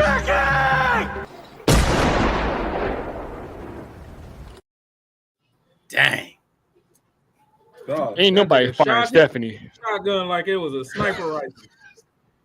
And it was a sawed off. And my grandfather used to have one of them joints. Hey, I'll barely let a Raquel get fired, but Stephanie getting fired? Nah, you tripping, bro. You undoing my mistake. Who was a mistake? So basically, he just chose Lola over Stephanie Vaquer. If it was out of them two, basically, you ain't. That's basically what you're doing, man. Don't put Raquel in that. Don't try to defend Raquel. I love Raquel, but I know. I get it. You made your business decision based on this bread. Hold up, we ain't doing no Stephanie slander here. We're not doing that. We're not doing that, TJ. You see, not during Hispanic Heritage Month. Not doing that. The collective has arrived because look who made a comment right after TJ. OTC. Face. Oh yeah. You don't fire a good. See? What are you? What are y'all like? The kitty signal is sent. The old westerns, like listen, TJ got to go, man. And on behalf of all the thick mamas and Latinas here, Boy, if you don't get the fuck out my face. Get the fuck out my face. Yeah, TJ. Who is I mean, like I said, about fire Raquel. That's the dude, TJ. This dude right here. This black son of a bitch talking about firing Raquel. Hey. Yeah. It's hard. It's hard to get rid of Lola, man. I'm sorry. Jonathan. Hard to get rid of Lola. Black son of a. It's hard to get rid of Lola. Again, what is Lola's finishing move? A roundhouse. Spinning back end. What is I know you don't watch it for the wrestling. What is Stephanie's notorious move? Devil's kiss. What's that? Yeah, we know why he knows that. That one's obvious. What is Stephanie's finisher though? Oh, the SVB bomb. They changed it. And they changed it too. She went with the SVB, then she did that twist. When she beat EO, but she went with that spinal tap. She went with that spinal tap. She be doing that shit to their legs and shit. She gonna fuck somebody's knee up. Or her, when they be on the rope. Her own ribs. But they did change the SVB. It was like instead of a backbreaker, it became like a driver, I think. Yeah. Something like that. And they still called it the SVB, just like Dirty Deeds, how Dean Ambrose had front face. Lola ain't got shit. She got the Liu Kang kicks. She got the hip throw. Okay, if we're talking based off skills, then yeah, I'm going with Raquel. I thought we were talking about No. That's exactly what the question was for. Skills or not, you ain't firing Stephanie. It's hard. I'm sorry, man. I'm not firing Stephanie, but that was Elle and Lola. That took me into deep thought. Mm-hmm. That was a no-brainer for me. That was a no-brainer for me. I mean, I hate to do it, but Lola. It wasn't for me, unfortunately. Justin, should we put that up as a poll? You should. Y'all would get good numbers for that one. I want to see the results. Yes. Y'all would get good numbers for that one. I'll do it in the morning. We'll do it in the morning. Let's get our producer to do it for us. Oh, we should, huh? You gonna wake him up? Wake his ass up. Leave that boy alone. Wake his ass up. Leave that boy alone. Let him live. Man, wake your ass up, nigga. We got a poll to do. Golly. But all right, hey man, that's okay. We got a admin special counsel on our team, so we know how it is. This one we ain't gotta wake up though, so she stays up all night doing this stuff for us. So we appreciate you. That's wonderful. Vanessa for working on this promo, because I know you've been working on it for the past couple of days. So salute to you, madam. Salute to you, and salute to everybody. And salute to everybody that popped up. Appreciate it. Happy anniversary. This was bomb. Hey, man. Y'all keep going, man. Keep growing. We're trying to be like y'all. Y'all got this. Y'all up there, part man. of the crew, man. Y'all know what it is. Y'all inspiring us. Hey, you trying to be like us? We trying to get the people like y'all. We see how y'all be running things over there at Baby Bros, man. Come on, we trying to be like y'all. We trying the Fat Four trying to be seen. Hey, man, that just started off us just going, honestly, just going to shows and being loud. We just, I could do that. Yeah, that's it. Listen, man, we just trying to be seen. That's all. We the biggest fans in the room. Every room we walk in, every wrestling room. So, yo, what the hell, TJ? Frozen Johns. TJ, that's a new one. TJ, that's a new one. Don't be snitching. Oh, there's been a lot of snitching today. Oh, that was Frozen John. What she ain't cryogenically frozen? What the hell? No. You know what? I heard it all. Yeah, you know what? That we're gonna exit stage left on that note. So we would just like to thank everybody for pulling up. Shout out to Javon and Big J for pulling up on our 1 year anniversary. Shout out to everyone who helped make this possible. For this monumental moment, man. Thanks for that. That makes us feel good that y'all chose us for 1 year. Man, Gotta do it the West way. Man. Exactly. Let's go. Exactly. We had the Susio for the 50th, so it's only right we keep it on the West Coast. And we have basically the street profits of the IWC, which is the part-time jobbers. So shout out to y'all. But no, shout out to, I like that. Yeah, I gotta use that. They want the smoke. They want the smoke. They told the Square Circle boys, we want the smoke. I hit him up. He told him. He hit him up. I said I hit him up.